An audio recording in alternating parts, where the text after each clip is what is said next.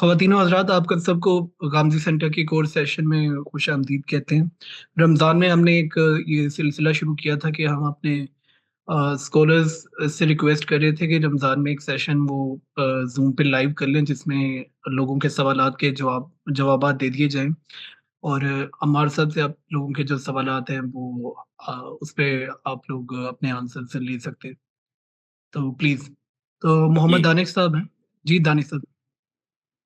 جی doctor صاحب السلام علیکم۔ وعلیکم السلام ورحمۃ اللہ۔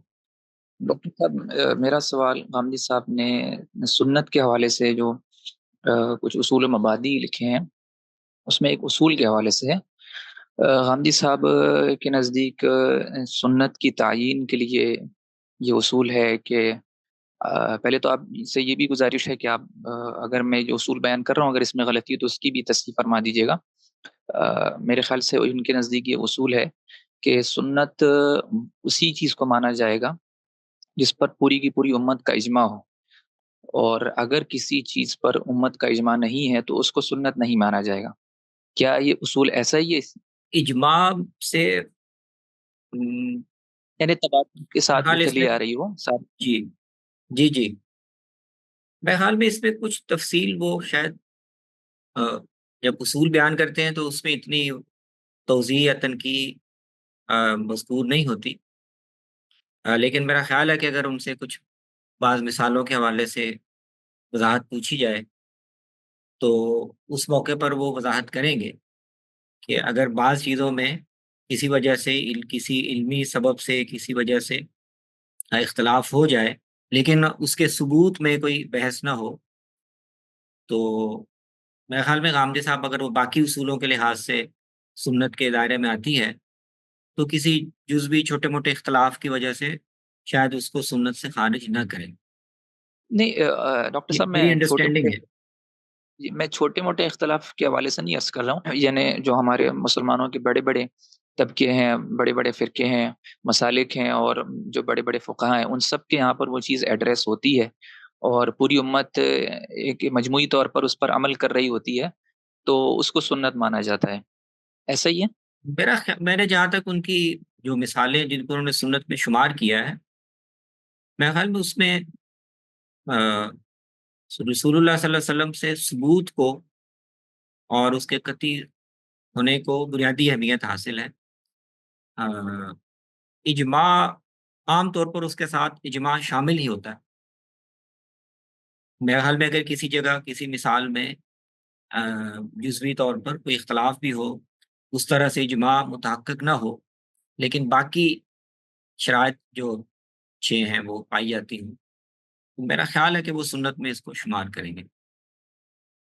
اگر آپ کے سامنے کوئی متعین مثال ہو جس کی وجہ مثال سے میں اصل میں مجھے جو تردد ہے وہ یہ ہے، مجھے یہ ذہن میں آتی ہے بات، میں ابھی تک یہ سمجھ رہا تھا آپ سے بات کرنے سے پہلے کہ غامدی صاحب کے نزدیک سنت کی تعیین کے لیے یہ ضروری ہے کہ سنت یعنی وہ سمجھتے ہیں کہ امت کے اجماع میں ہے، جس چیز پر ساری امت کا اجماع ہوگا، اور میں نے پہلے سے رسول اللہ صلی اللہ علیہ وسلم کے زمانے سے لے کر آج تک جس چیز پر اجماع ہوگا تو اس کو سنت مانا جائے گا۔ تو سوال میرے ذہن میں جو اشکال آیا وہ یہ آیا کہ یعنی کوئی ایسی چیز ہے، مثال کے طور پر میں ایک اطلاع کی بات کر دیتا ہوں، جیسے نماز میں ہاتھ باندھ کے نماز پڑھنا۔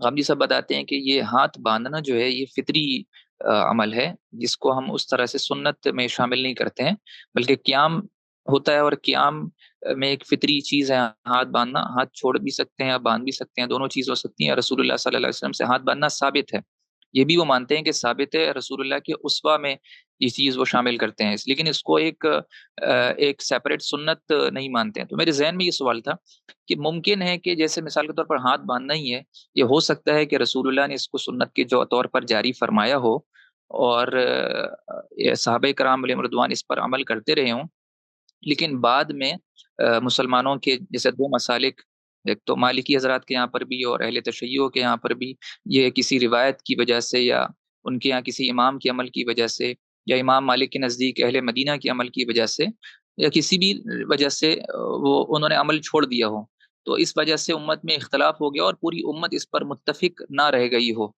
تو یہ مجھے لگتا ہے کہ ایسا مجھے لگتا ہے محسوس ہوتا ہے کہ اس کا اس امکان ہے۔ اس وجہ سے وہ اس کو سنت میں شمار نہیں کرتے۔ جی، جی، جی۔ یعنی اس کا ہوں، امکان مجھے لگتا ہے کہ امکان ہے، تو اس امکان کے ہوتے ہوئے ہم یہ یقین کے ساتھ کیسے کہہ سکتے ہیں کہ جن چیزوں پر اجماع ہے پوری امت کا، ساری امت جن چیزوں کو کر رہی ہے سنت انہی میں ہے، اور ان کے باہر کی جو چیز ہے وہ سنت ہو نہیں سکتی ہے۔ تو مجھے یہ اشکال ہے، وہ اگر آپ اس پر رہنمائی فرما دیں جی تو۔ اس خاص مثال کے حوالے سے تو میرا خیال ہے کہ یہ جو آ، وجہ ہے کہ بعض فقہی مسالک کا اس میں اختلاف ہے، شاید یہ بنیادی نہیں ہے۔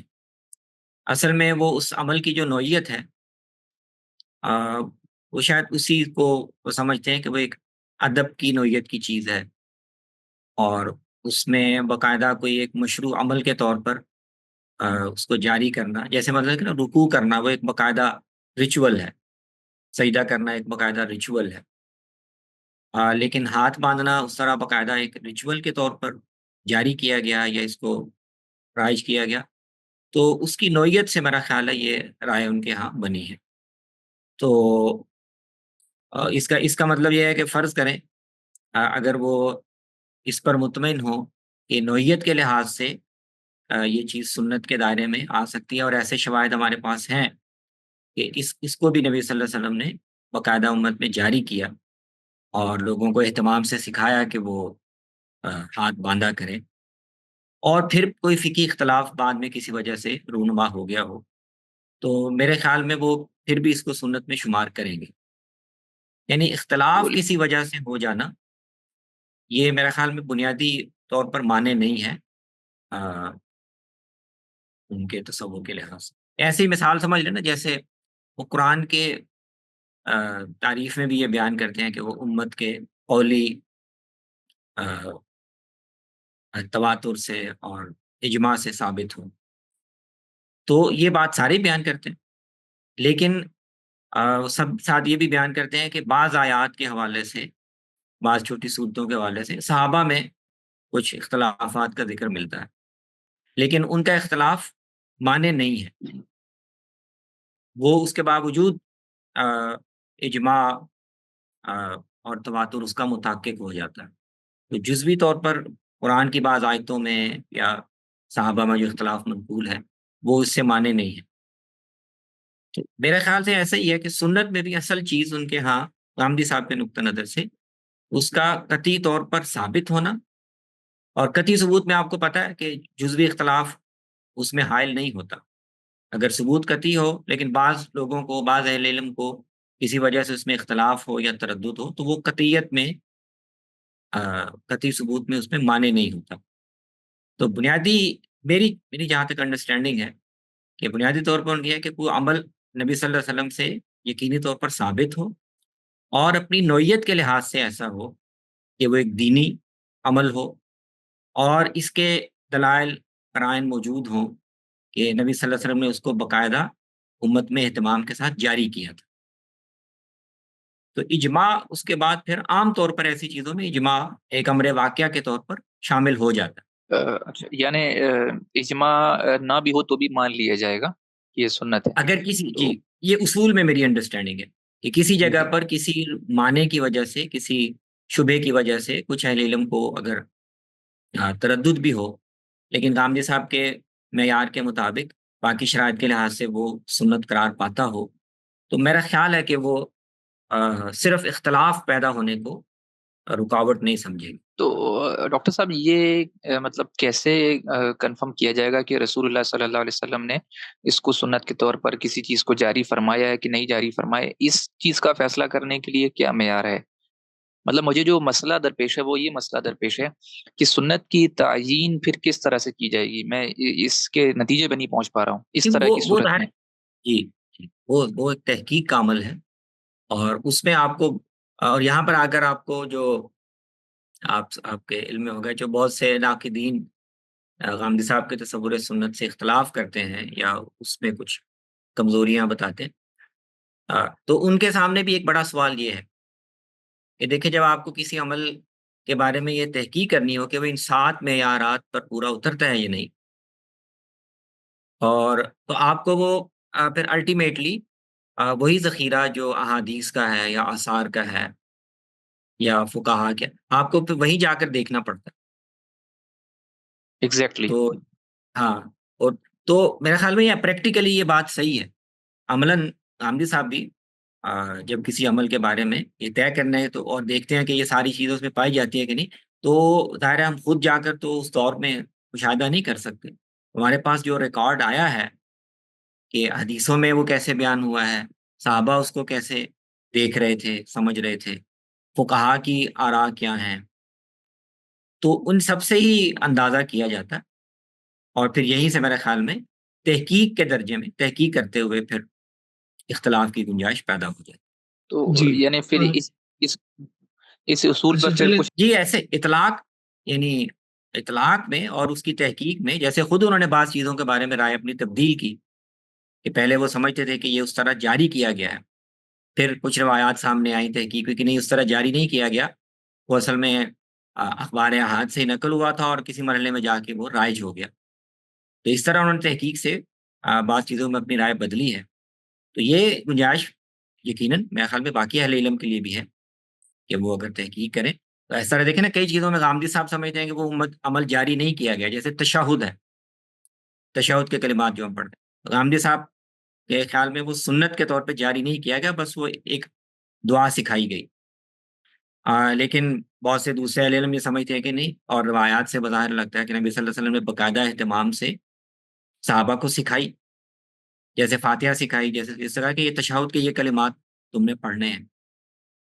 تو تحقیق میں اور نوعیت میں اختلاف کرنے کی پھر میرے خیال میں گنجائش بنتی ہے علمی طور پر۔ جی بہت شکریہ۔ جی دانش صاحب، آپ مزید اگر سوال ہے تو بعد میں پوچھ لیجیے گا، میرے خیال ہے ہم مزید لوگوں کو بھی موقع دیں۔ ہمارے ساتھ فابیہ احسان ہے، آپ اپنا سوال پوچھیے پلیز۔ السلام علیکم علامہ صاحب، میرے ویسے 2 سوالات ہیں۔ میرا پہلا سوال روزوں کے متعلق ہے۔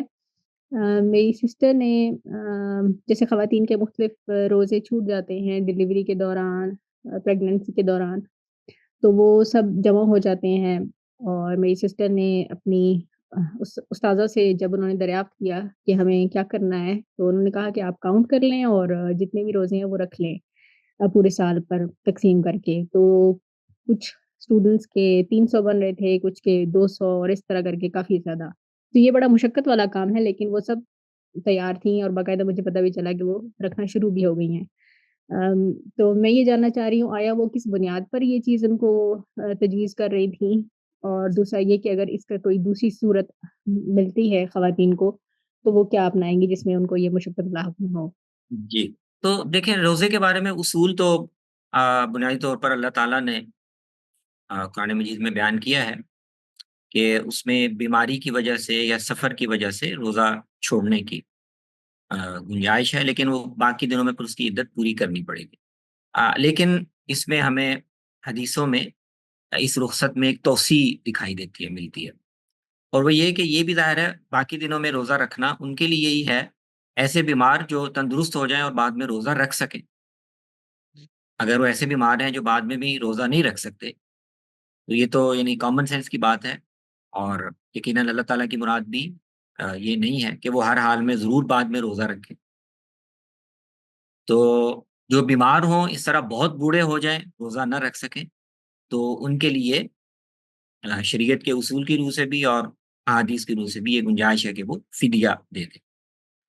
اب یہ جو خواتین کے روزے بہت زیادہ چھوٹ جائیں، تو اس میں یہ اس کو ہم کہتے ہیں کہ یہ ایک ذوالوجہین مسئلہ بن جاتا ہے، یعنی اس میں پھر دونوں پہلو، بظاہر وہ ایسی خواتین صحت مند ہیں، روزہ رکھ سکتی ہیں، تو اس لحاظ سے ان کو روزہ رکھنا چاہیے، لیکن ایک دوسرے پہلو سے دیکھیں تو یہ مشقت کا باعث ہے، خاص طور پہ جب روزے کافی اکٹھے ہو جائیں، جیسے آپ بتا رہی ہیں 200 250، تو ان کا اہتمام کرنا، اور تو اس میں پھر دونوں آراء کی گنجائش اصولی طور پر پیدا ہو جاتی ہے۔ کچھ اہل علم کہیں گے، زیادہ اہل علم کہیں گے کہ نہیں، چونکہ بیمار نہیں ہے اور جسمانی طور پر استطاعت ہے، روزہ رکھ سکتی ہیں، تو ان کو روزہ ہی رکھنا چاہیے۔ لیکن کچھ دیگر اہل علم، صحابہ اور تابعین میں بھی ایسے موجود ہیں شواہد کہ وہ اس کو بھی ایک طرح کی مشقت سمجھتے تھے اور ایک عذر سمجھتے تھے کہ اگر بہت زیادہ روزے اکٹھے ہو جائیں اور خاتون کے لیے معمول کے زندگی کی ذمہ داریاں انجام دیتے ہوئے مشکل ہو ان کو، تو وہ جتنے آسانی سے رکھ سکے رکھ لیں، اور باقی روزوں کی جگہ پر وہ فدیہ ادا کریں۔ تو یہ دونوں آراء اہل علم میں موجود ہیں۔ ہمارے ہاں عام طور پر وہ پہلی رائے بیان کی جاتی ہے، لیکن دوسری رائے بھی مستند اہل علم کے ہاں، صحابہ کے ہاں، تابعین کے ہاں وہ بھی موجود ہے۔ تو اس میں پھر خواتین کو اپنے اپنے اطمینان کے لحاظ سے اور اپنے ایک یعنی دیانتداری سے فیصلہ کر لینا چاہیے۔ اگر وہ محسوس کرتی ہیں کہ نہیں زیادہ مشقت کا باعث ہے اور مجھے رخصت سے فائدہ اٹھانا چاہیے، تو وہ رخصت سے فائدہ اٹھا سکتے ہیں۔ جتنے روزے آسانی سے اپنی ذمہ داریوں کو، اپنی صحت کو متاثر کیے بغیر رکھنا ممکن ہو، روزے رکھ لیں، باقی کا فدیہ دے دیں۔ جی نیکسٹ پارٹیسپینٹ ہے عرفان طریق صاحب۔ السلام علیکم۔ وعلیکم السلام۔ جی میرا سوال جو تھا وہ بیسکلی زکوٰۃ کے متعلق تھا۔ میں اصل میں اس فکر سے کچھ ہی عرصے پہلے جڑا ہوں اور چیزیں سمجھ میں آ رہی ہیں، تو بات آگے بڑھ رہی ہے۔ تو میری ذہن میں ابھی تک تو یہی تھا جو میں نے پڑھا، جو اسکول آف تھاٹ پچھلی چلتی رہی ہے اب جب تک آئی ہے پاکستان میں بھی، وہ 2.5 کی ہے۔ لیکن غامدی صاحب کو سنا کچھ لیکچرز میں تو انہوں نے 5-10% تک کی بات بھی کی ہے۔ تو اگر میں اس کو آسان الفاظ میں کہوں کہ جیسے میں جاب کرتا ہوں ایک پرائیویٹ فرم میں، تو میرا ذریعہ معاش اور جو میری سیونگز ہے وہ جاب سے ہی آ رہی ہیں مینلی۔ تو ایسے میں میرے لیے کیا اپلیکیبل ہے، اور اس کو میں کیسے جا کے یہ کنفرم کر پاؤں کہ یہ جو اپروچ ہے یہ مجھے کہاں سے اس کا سورس ملے گا؟ دیکھیے بنیادی جو اصول ہے وہ تو غامدی صاحب نے بیان کر دیا ہے۔ بنیادی اصول تو وہ یہ ہے کہ شریعت میں یعنی نبی صلی اللہ علیہ وسلم سے زکوٰۃ وصول کرنے کی جو مختلف شرحیں ثابت ہیں، ان کا اگر جائزہ لیا جائے، مطالعہ کیا جائے کہ ان میں کیوں فرق روا رکھا گیا۔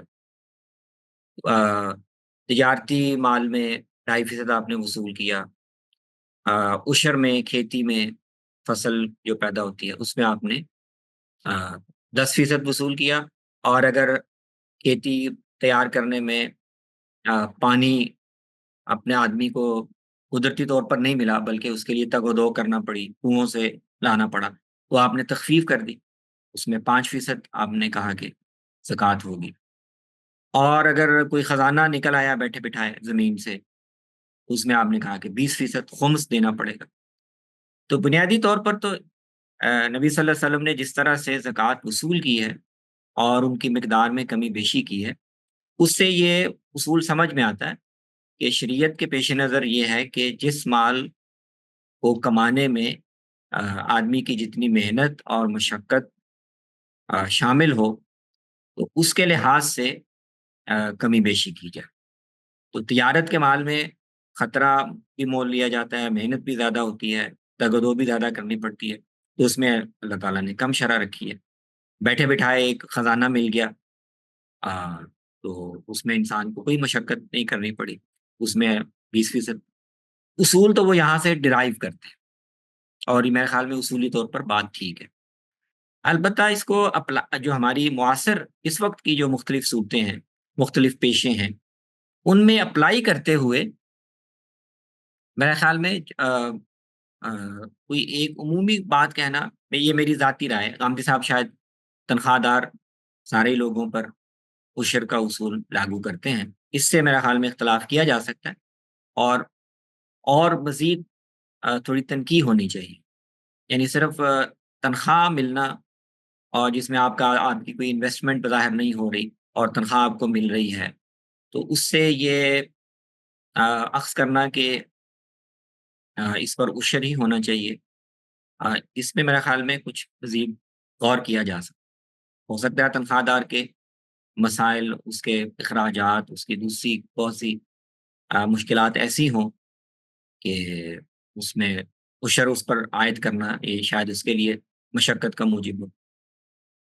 تو یہ دو میں نے باتیں عرض کی، ایک تو اصول وہ کہاں سے اخذ کرتے ہیں وہ شریعت میں موجود ہے، ثابت ہے، لیکن یہ کہ اس کو اپلائی کرتے ہوئے میرے خیال میں ذرا مزید غور کیا جا سکتا ہے، دیکھا جا سکتا ہے، اور کیس ٹو کیس بھی دیکھا جا سکتا ہے۔ جی جزاک اللہ۔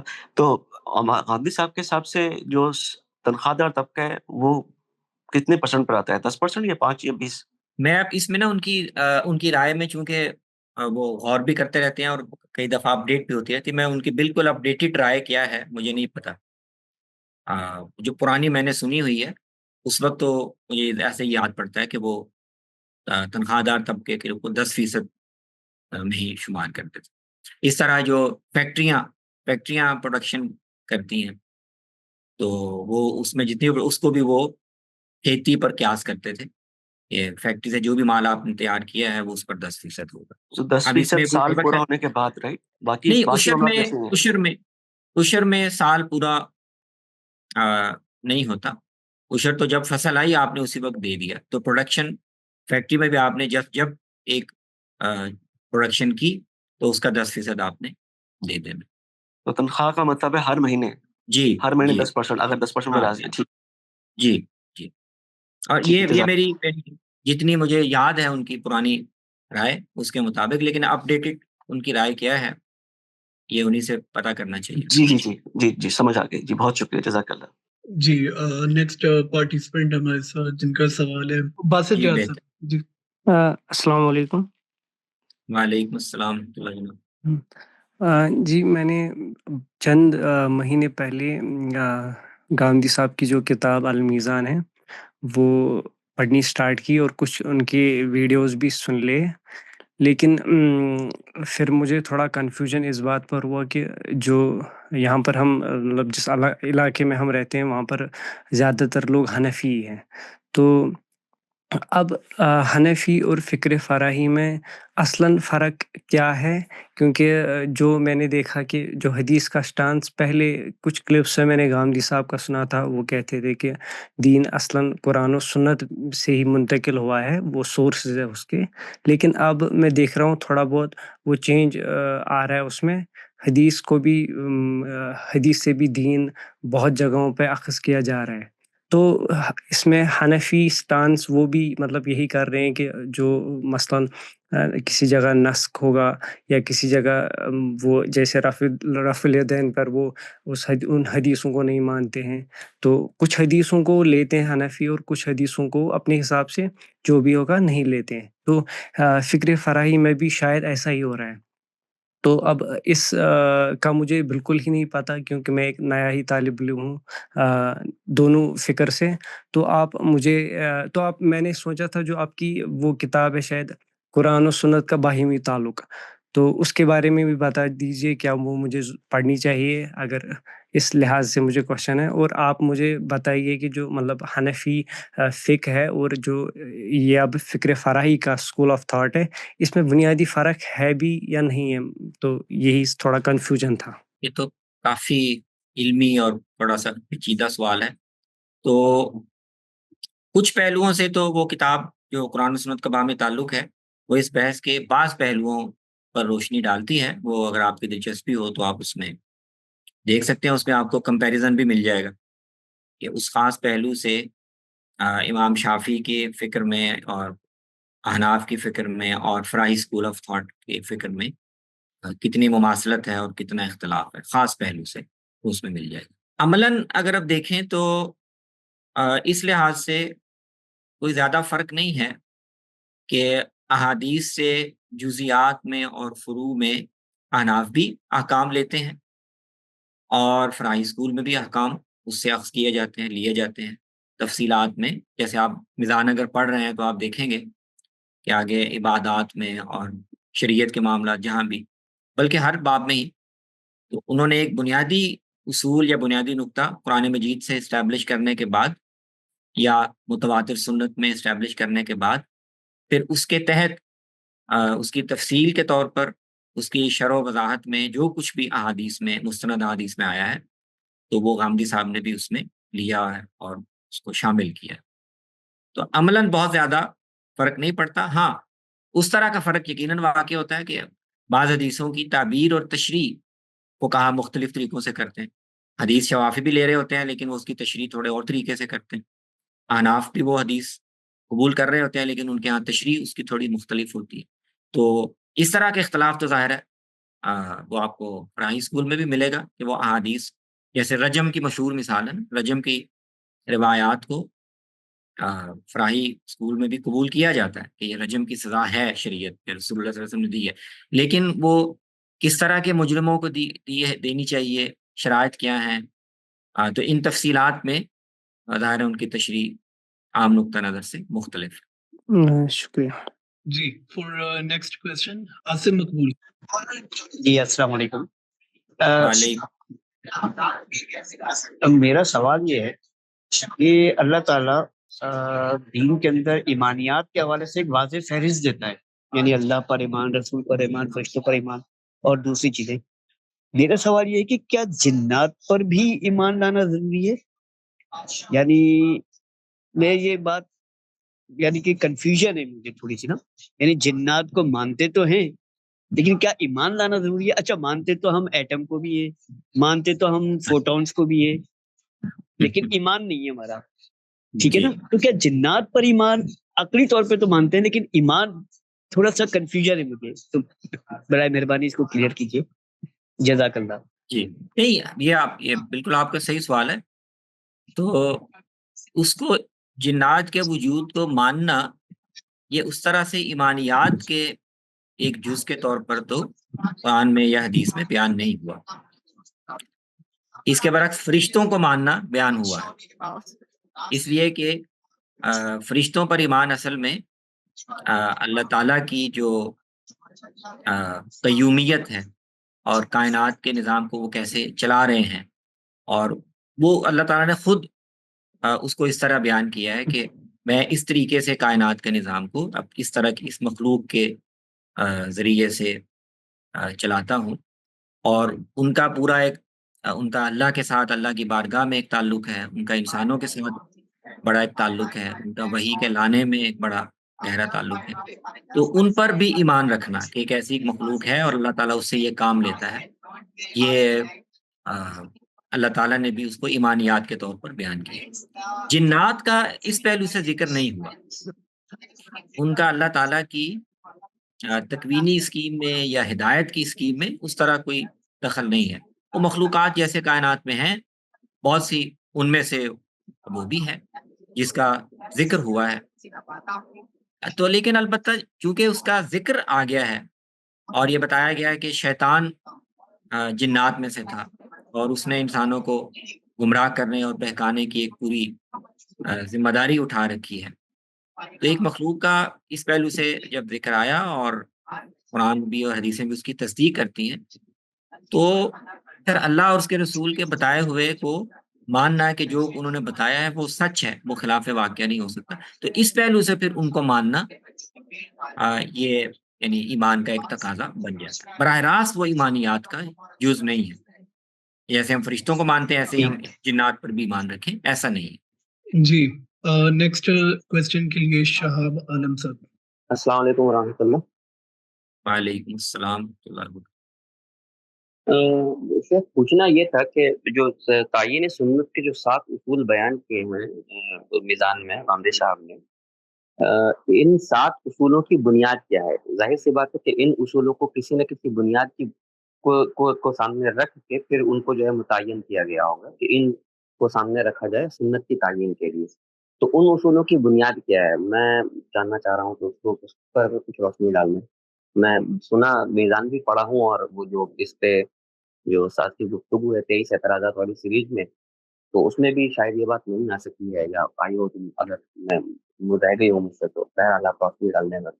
نہیں، اس کی بنیاد تو عابد صاحب نے ہر اصول کے ساتھ ساتھ ہی واضح کی ہے کہ یہ جو اصول ہے اس کو سنت کی تعین کا معیار کیوں ہونا چاہیے، وہ تو انہوں نے ساتھ ہی ساتھ اس کی وضاحت کی۔ مثلا یہ اصول کے سنت جو ہے وہ دینی نوعیت کا عمل ہونا چاہیے، وہ ایک شخصی نوعیت کا عمل یا ایک ذاتی نوعیت کا عمل جو رسول اللہ صلی اللہ علیہ وسلم سے ثابت ہو، تو وہ اس لیے کہ رسول اللہ صلی اللہ علیہ وسلم دین دینے میں، دین پہنچانے میں ہمارے لیے مقتدا بنائے گئے ہیں۔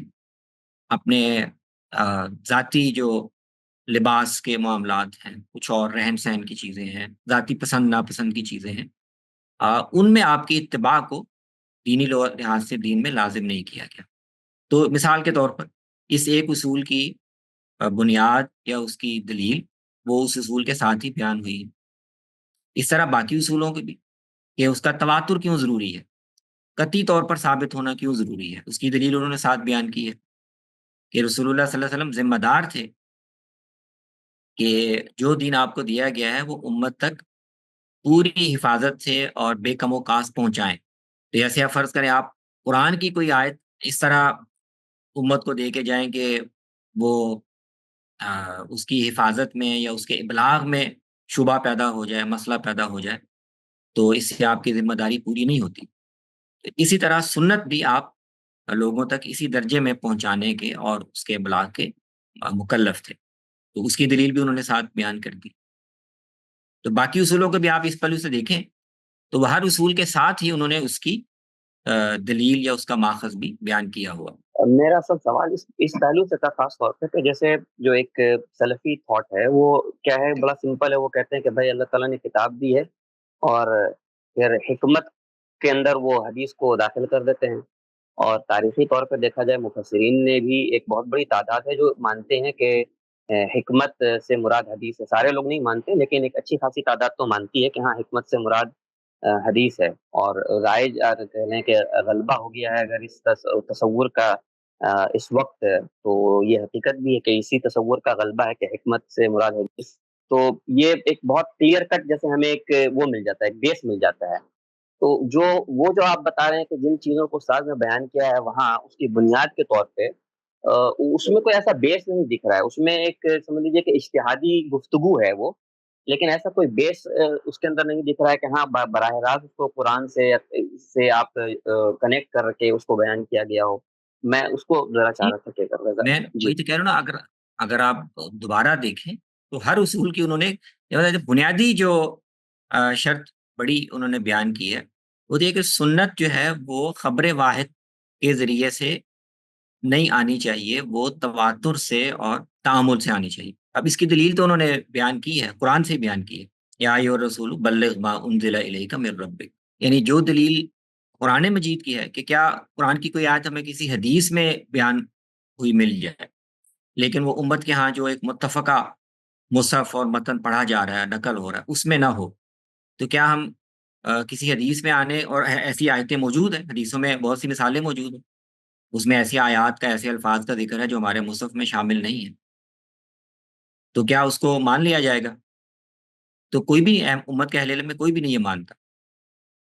تو غامدی صاحب کا کہنا یہ ہے کہ جو سنت ہے، جو اللہ تعالیٰ کی طرف سے آپ کو دی گئی تھی، اس میں بھی آپ اس کے پابند تھے کہ وہ امت کو اسی طرح، اسی درجے میں دیں جیسے قرآن دیا ہے، اس کے پہنچانے میں اور اس کے ابلاغ میں آپ نہ آپ کا کوئی ثوابی بھی اختیار تھا کہ پہنچائیں یا نہ پہنچائیں، پہنچانا لازمی تھا، اور جس درجے میں پہنچانا لازمی تھا وہ وہی ہے جو قرآن کا درجہ ہے۔ باقی تشریح اور تفصیل میں، توضیح میں، کسی معاملے کی وضاحت میں، وہ آپ کا اختیار تھا، اور اس کا تعلق اتفاقات سے، کوئی بات سامنے آ گئی تو آپ نے واضح کر دی، نہ آتی تو آپ نہ بیان کرتے۔ اسی طرح ہر پہلو کی توضیح بھی آپ نے نہیں کی، بے شمار چیزیں ہیں جن کی توضیح آپ نے کی، بے شمار ہیں جن کی توضیح نہیں کی، وہ بعد میں اہل علم فقہا خود ہی غور کر کے، بلکہ بہت سی چیزیں ایسی ہیں جن کی توضیح کرنے سے آپ نے باقاعدہ گریز کیا دانستہ، اور لوگوں سے کہا کہ مجھ سے تعیینات یا تفصیلات زیادہ نہ پوچھو، تاکہ تمہارے لیے کہیں پیچیدگیاں یا مشکلات نہ پیدا ہو۔ تو اصول تو انہوں نے جو بھی بیان کی ہیں ان کی دلیلیں بھی ساتھ بیان کی ہیں۔ آپ یہ غور کر سکتے ہیں کہ فلاں اصول کی جو دلیل انہوں نے بیان کی ہے وہ قابل فہم نہیں ہے یا کمزور ہے یا اس سے بات ثابت نہیں ہوتی، یہ آپ غور کر کے نقد کر سکتے ہیں، لیکن ان کے نقطہ نظر سے جو دلیلیں ہو سکتی ہیں یا کسی اصول کا جو ماخذ ہو سکتا ہے نقلی یا عقلی، وہ انہوں نے وہاں بیان کیا ہے ساتھ ساتھ۔ جی بہتر، بہت شکریہ۔ جی جی نیکسٹ پارٹیسپینٹ عمر فاروق صاحب۔ جی السلام علیکم۔ وعلیکم السلام۔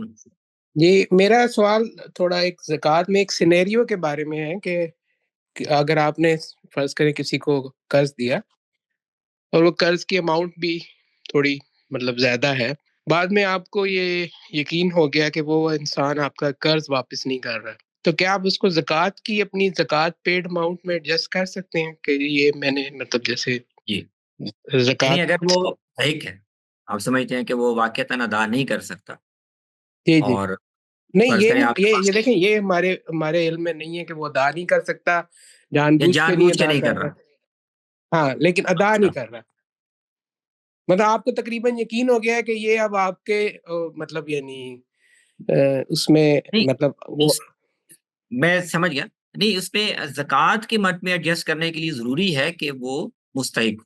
اچھا اگر آپ وہ اطمینان کیسے؟ ہے، جی ہاں جی جی اگر وہ مستحق ہے، آپ نے اطمینان کر لیا کہ وہ واقعتاً دے نہیں سکتا، تو پھر ہوں آپ ایڈجسٹ کر سکتے ہیں۔ اگر اس کے علاوہ کوئی وجہ ہے تو پھر نہیں کر سکتے، کیونکہ پھر تو آپ سمجھے آپ کی رقم وہ مر گئی، ڈوب گئی، تو یہ تو ایسے ہی جیسے ہوں آپ کا ویسے ہی کوئی سامان ضائع ہو جائے، آگ لگ جائے، چوری ہوں ہو جائے، تو آپ اس کو زکوٰۃ پہ تو نہیں ایڈجسٹ کریں گے نا۔ صحیح صحیح لیکن اگر وہ مستحق ہے اور آپ سمجھتے ہیں کہ وہ واقعتاً دینے سے قاصر ہے، تو آپ کے ہوں پاس ویسے رقم ہوتی ہے تو آپ اس کو ویسے زکوٰۃ دے دیتے کہ ہاں اس سے تم اپنی ضرورت پوری کر لو، تو آپ نے رقم دی صحیح ہوئی ہے، اس کو آپ اپنے زکوٰۃ میں شمار کر لیں، یہ صحیح ہے۔ صحیح صحیح ٹھیک ہے، شکریہ۔ جی نیکسٹ کوشچن کے لیے محمد اکرم۔ جی السلام علیکم، میری آواز آ رہی ہے؟ وعلیکم السلام ورحمۃ اللہ وبرکاتہ۔ جی سر، سب سے پہلے تو میں آپ کو بہت بڑا فین ہوں اور آپ کے تمام کتب کا بہت شوق سے مطالعہ کرتا ہوں۔ ایک سوال تو یہ تھا کہ جو آپ کی چند پرانی کتب ہیں، مثال کے طور پہ الجہاد اور حدود و تعزیرات پہ اور البراہین براہین کے نام سے، تو یہ کتب اب شائع نہیں ہوتی کیا؟ کیونکہ میں چاہتا ہوں کہ ہارڈ کاپی میں بھی یہ جو 3 کتب ہیں نا، یہ بھی میرے پاس ہوں۔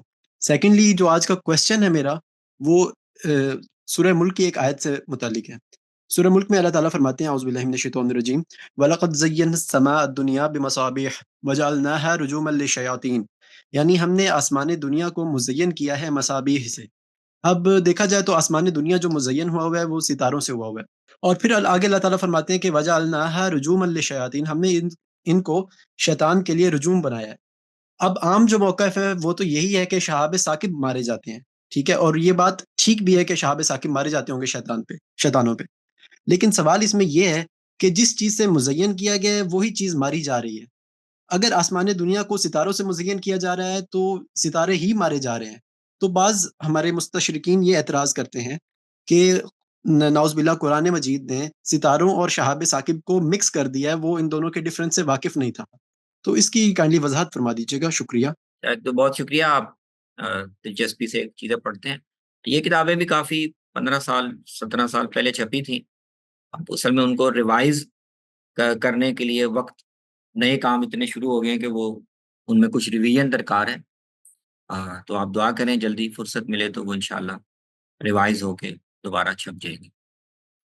یہ اصل میں ایسا نہیں ہے، قرآن مجید کا جو اسلوب ہے وہ وَجَعَلْنَاهَا رُجُومًا، اس کا لازمی مطلب یہ نہیں ہے کہ وہی مصابیح جو ہے وہ رجوم، مطلب یہ کہ ان کے پرپزز ہیں، یہ زینت کا کام بھی دیتے ہیں، اور انہی میں سے کچھ جو شہابیے ہیں یا وہ، ان سے ہم یہ کام بھی لے لیتے ہیں۔ عربی زبان کے اسلوب میں تو بڑی یعنی وسعت ہوتی ہے، یہ اس سے یہ لازم نہیں آتا کہ بعینی ہی جن کو زینت کے پہلو سے بیان کیا گیا ہے بعینی ہی وہی ستارے وہ شہاب ثاقب کا یا رجم کا کام بھی ان سے لیا جا رہا ہو۔ وہ یعنی عموم میں یہ بیان ہوا ہے کہ ان کا یہ مقصد بھی ہے، ان سے زینت بھی آسمان کو ملتی ہے، اور ان سے ہم یہ کام بھی لے لیتے ہیں۔ عربی صحیح، زبان میں تو کوئی اس کی اشتباہ کی کوئی وجہ نہیں ہے۔ بہت شکریہ سر۔ بہت شکریہ۔ ابھی نیکسٹ پارٹیسپینٹ کی طرف جاتے ہیں، طارق انور صاحب ہمارے ساتھ ہیں۔ جی طارق صاحب۔ میرا کوشچن تھا تمام حجت پہ، جو سورہ توبہ کی آیت پہ میں ابھی میزان پڑھ رہا تھا، تو اس میں نے یہاں پہ مطلب ہمارے یہاں غیر مسلم بھی ہیں، تو ان سے میری بات ہوئی تھی، تو میں نے ان کو کسی طرح تو سمجھایا کہ یہ جو آیتیں یہ اللہ کی سنت کے اکارڈنگ جو آئی ہیں اس پہ کری تھی۔ تو میرا کہنا یہ ہے کہ پھر اس آیت کا اب کی زندگی میں کیا مرتبہ ہے، مطلب یعنی آج اس آیت کا کیا مقصد، پڑھنے کا مقصد کیا ہے؟ بالکل یہ آپ بالکل یہی کوشچن ہاں بس۔ یہ جی آج اس جی کا مقصد جی آپ समझ आज गए उसको मेरा क्वेश्चन समझ गए ना? मैं समझ गया जी। यानी आज वो उसकी जी प्रैक्टिकबिलिटी क्या है, उस पर अमल तो हमने नहीं बिल्कुल करना, बिल्कुल बिल्कुल बिल्कुल तो वो हाँ। ये तो वो देखिए कुरान मजीद में तो सारी चीज़ें वो नहीं है जिनके ऊपर लाज़मी हमने अमल करना है। कुरान मजीद में यानी अल्लाह ताला ने अपने रसूलों को भेजने और उनकी तायीद व नुसरत करने और उनके ज़रिए से एक अपनी सुन्नत को, एक कानून को ज़ाहिर करने का जो एक पूरा सिलसिला जारी रखा तारीख़ में, उसको बयान करना और उसको महफ़ूज़ करना, ये एक बहुत बड़ी चीज़ है। यानी आज हमें उससे उस पूरी सुन्नत को, उस पूरे कानून को कुरान में पढ़कर तो हमें अल्लाह ताला के यानी वो एक दलील बनती है कि कैसे अल्लाह ताला ने अपने नबियों के ज़रिए से अपने दीन को दुनिया में भेजा भी और उसके लिए एक हुज्जत कायम की। तो ये एक तारीख़ में एक अमल रूनुमा हुआ, उसको कुरान ने अपने माबैन दफ़्फ़तैन महफ़ूज़ कर दिया और आज हम पढ़ के अल्लाह ताला की इस कानून से और उस सुन्नत से वाकिफ़ होते हैं। तो अगरचे हमने उस पे बराह रास्त अमल नहीं करना, लेकिन ये इल्म और ये वाक़फ़ियत ये कम अहम तो नहीं है। ये दीन के पूरे इस्तिदलाल के पहलू से और अंबिया की रिवायत, पूरी रिवायत कैसे दुनिया में कायम हुई, कैसे आगे बढ़ी, कैसे अपने पाए तकमील को पहुँची, उसको जानने के पहलू से उसकी बड़ी गैर मामूली अहमियत है। जैसे मसलन देखिए ना मौजिज़े कुरान ने बयान किए हैं अंबिया के, तो अब वो हमारे अमल करने के लिए तो नहीं है। और आज वो कोई उनको रूनुमा भी नहीं कर सकता। लेकिन हमारे इल्म में ये होना कि अल्लाह ताला ने इस तरह अपने नबियों को मुअय्यद किया उसकी ईमान के हुँ। पहलू से और दीन के पहलू से यानी अहमियत है, बहुत बुनियादी अहमियत। जी, आखिर में साकिब साहब थे। जी, जी, साकिब। अस्सलाम वालेकुम सर। वालेकुम अस्सलाम वरहमतुल्लाहि वबरकातुहू। जी सर, मेरा नाम साकिब अली है। सर मेरा सवाल आपसे ये था जी कि ये जो हम मुसलमानों में बहुत सारे खाने राइज हैं, जैसे मिसाल के तौर पर ईद मिलादुन नबी, मुहर्रम के कुंडे, या 15 शबान के मौका पर खाना दिया जाता है, या तीजा, 40वां जुमेरात का ख़त्म, सालाना ख़त्म वगैरह-वगैरह। मेरा ख़्याल है ये कोई 12-15 बन जाते हैं। तो इनमें ज़ाहिर है हमारा ये तो इख्तिलाफ़ नहीं है ना कि इनमें से कोई खाना भी देने का हमें एहतमाम नहीं करना चाहिए। लेकिन सवाल ये है जी कि अगर हमें ये खाना खाने को मिल जाता है, तो इनमें से कौन-कौन सा खाना है जो कि हमें खा लेना चाहिए, खैर ही है कभी-कभार। लेकिन कौन-कौन सा है जिससे हमें बिल्कुल बचना चाहिए? और इसी के साथ ही मेरा एक सवाल ये है जी कि ये जो मुसलमानों में ही हम जब नमाज के बाद सलाम फेरते हैं, तो इमाम साहब ये है कि दुआ इज्तिमाई दुआ का एहतमाम करते हैं, और आज मतलब इस तरह की सूरत हाल है कि इससे आप समझ लें कि दीन समझा जा रहा होता है। तो ऐसे में अगर हम इमाम साहब के साथ हाथ उठा के दुआ करने को ठीक नहीं समझते, जबकि 99% लोग ये है कि ये कर रहे हैं काम, तो हमें वहाँ पे क्या हिकमत अमली अख्तियार करनी चाहिए? आया कि हमें अपने मज़हब ही रहना चाहिए, हाथ नहीं उठाने चाहिए, या कि उनकी दिल आज़ारी ना हो तो पीछे हाथ उठा लेने चाहिए इमाम साहब के? शुक्रिया। जी, अमर साहब इनके काफ़ी क्वेश्चन हो गए हैं, लेकिन इनका मैं इंट्रोडक्शन आपको करवा दूँ। ये हमारे कंटेंट क्रिएटर हैं, गामदी सेंटर ऑफ इस्लामिक लर्निंग पे बड़े होनहार कंटेंट क्रिएटर मैं कहूँ या एम्प्लॉयी कहूँ। नहीं, नहीं, इनसे वाकिफ़ हूँ मैं, इनसे पहले भी अच्छा, अच्छा। इंटरेक्शन। अच्छा, जो जो असल में मुख्तलिफ रसूम से मुतल्लिक खाने हैं ना, बुनियादी बात उसमें तो ये है कि देखिए, हराम किसी खाने को हराम करार देने के लिए तो अ, बहुत वाज़ेह बुनियाद यानी दलील होनी चाहिए। तो अल्लाह ताला ने जानवर के बारे में जिसको गैरुल्लाह के नाम लेकर ज़बह किया गया हो या वो मुर्दार हो गया हो, तो उसके बारे में तो बताया है कि वो हराम है, उसको नहीं खा सकते।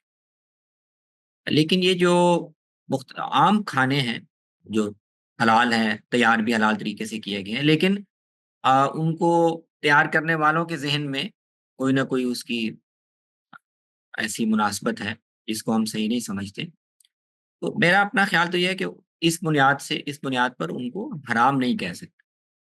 खाना अगर हलाल है, तो किसी मुनासबत से तैयार किया गया जो मुझे ठीक नहीं लगती मेरे ख़्याल में या आपके ख़्याल में, तो उसको हम हराम तो नहीं कह सकते। तो अगर तो आम रसूम है तो उसमें आप खा सकते हैं। अगर कोई ऐसी रस्म है या कोई ऐसा मौका है जिसके साथ कोई کوئی مبتدیانہ تصور وابستہ ہے یا کوئی ایسا تصور وابستہ ہے جو دینی طور پر بہت قابل اعتراض ہے، تو پھر آپ اوائڈ کریں، خود نہ کھائیں، لیکن اس کھانے کو حرام قرار دینا یا اس کو ضائع کرنا میری سمجھ میں نہیں آتا اس کا یعنی شرعی لحاظ سے۔ خود آپ اوائڈ کریں، اگر آپ کا جی جی نہیں سر، چاہتا تو آپ نہ لیکن سر کیا ہم مطلب پن پوائنٹ کر کے یہ جان سکتے ہیں کہ ان میں سے کون سا کھانا نہیں کھانا چاہیے اور کون سا کھانا ہمیں کھا لینا چاہیے؟ یعنی اس میں میں نے عرض کیا نا جی کہ شرعی حکم تو میرے نزدیک اس کے حرام ہونے کی کوئی وجہ نہیں ہے، آپ کھائیں، کھا سکتے ہیں، کھا لیں، تو کوئی شریعت میں ممانعت میرے خیال میں نہیں ہے، یعنی لیکن ایک سر دوسری جیسے چیز 11ویں کی شریف اہم ہے، جیسے 11ویں شریف ہے، میں آپ دیکھیں وہ ہر ماہ چاند کی 14-15 تاریخ غالباً، تو اب بندہ ہر ماہ مسجد جا کے اگر وہ کھا لیتا ہے تو مطلب اس میں کوئی ممانعت نہیں ہوگی آپ کے خیال سے؟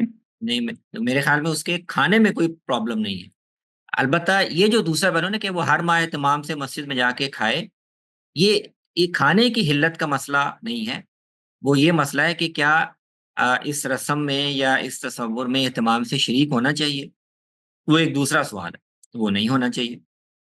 اچھا، اگر آپ کے گھر میں کسی نے بھیج دی ہے تو بہت سی چیزیں اس میں انفرادی ذوق اور یہ چیزیں بھی بڑی اہم ہوتی ہیں، آپ کی طبیعت، آپ کی دینی اہمیت یا اس تصور یا کسی رسم کے بارے میں آپ کا طبی تنفر ایسا ہے کہ آپ نہیں پسند کرتے کہ میں کھاؤں، تو اس کی بھی بڑی اہمیت ہے، یعنی آپ کے ذاتی جذبے کی اگر اس کی بنیاد دینی ہے، اس کی بہت اہمیت ہے، آپ نہ کھائیں، اس کا بھی اللہ کے ہاں اجر ہوگا، لیکن یہ بالکل اور چیز ہے، اس سے کھانے پر ایک حکم لگانا کہ وہ کھانا حرام ہو گیا ہے اور وہ پھینک دینا چاہیے یا کسی کو بھی نہیں کھانا چاہیے، یا یہ میرے خیال میں کافی سخت یا انتہا پسندانہ بات ہوگی، یہ نہیں کرنا جی چاہیے۔ سر، یعنی آپ کی بات جو میں سمجھ پایا ہوں، آپ یہ فرما رہے ہیں کہ ہم زیادہ سے زیادہ کھانا کھانے کو ناپسندیدہ کہہ سکتے ہیں، آرام نہیں کہیں گے کسی کھانے کو ان میں سے۔ جی جی، ایسے ہی ایسے ہی۔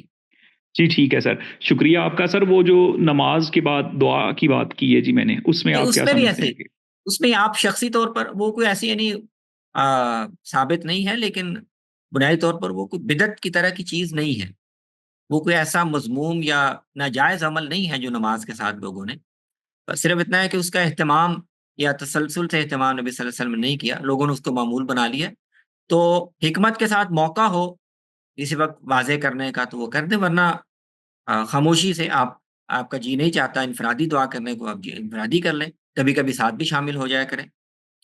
تو ان چیزوں میں یعنی اجتہادی اختلاف جن کی گنجائش ہو تو ان کے ساتھ برتاؤ میں بھی ہمیں یعنی لچک سے اور رواداری سے کام لینا چاہیے۔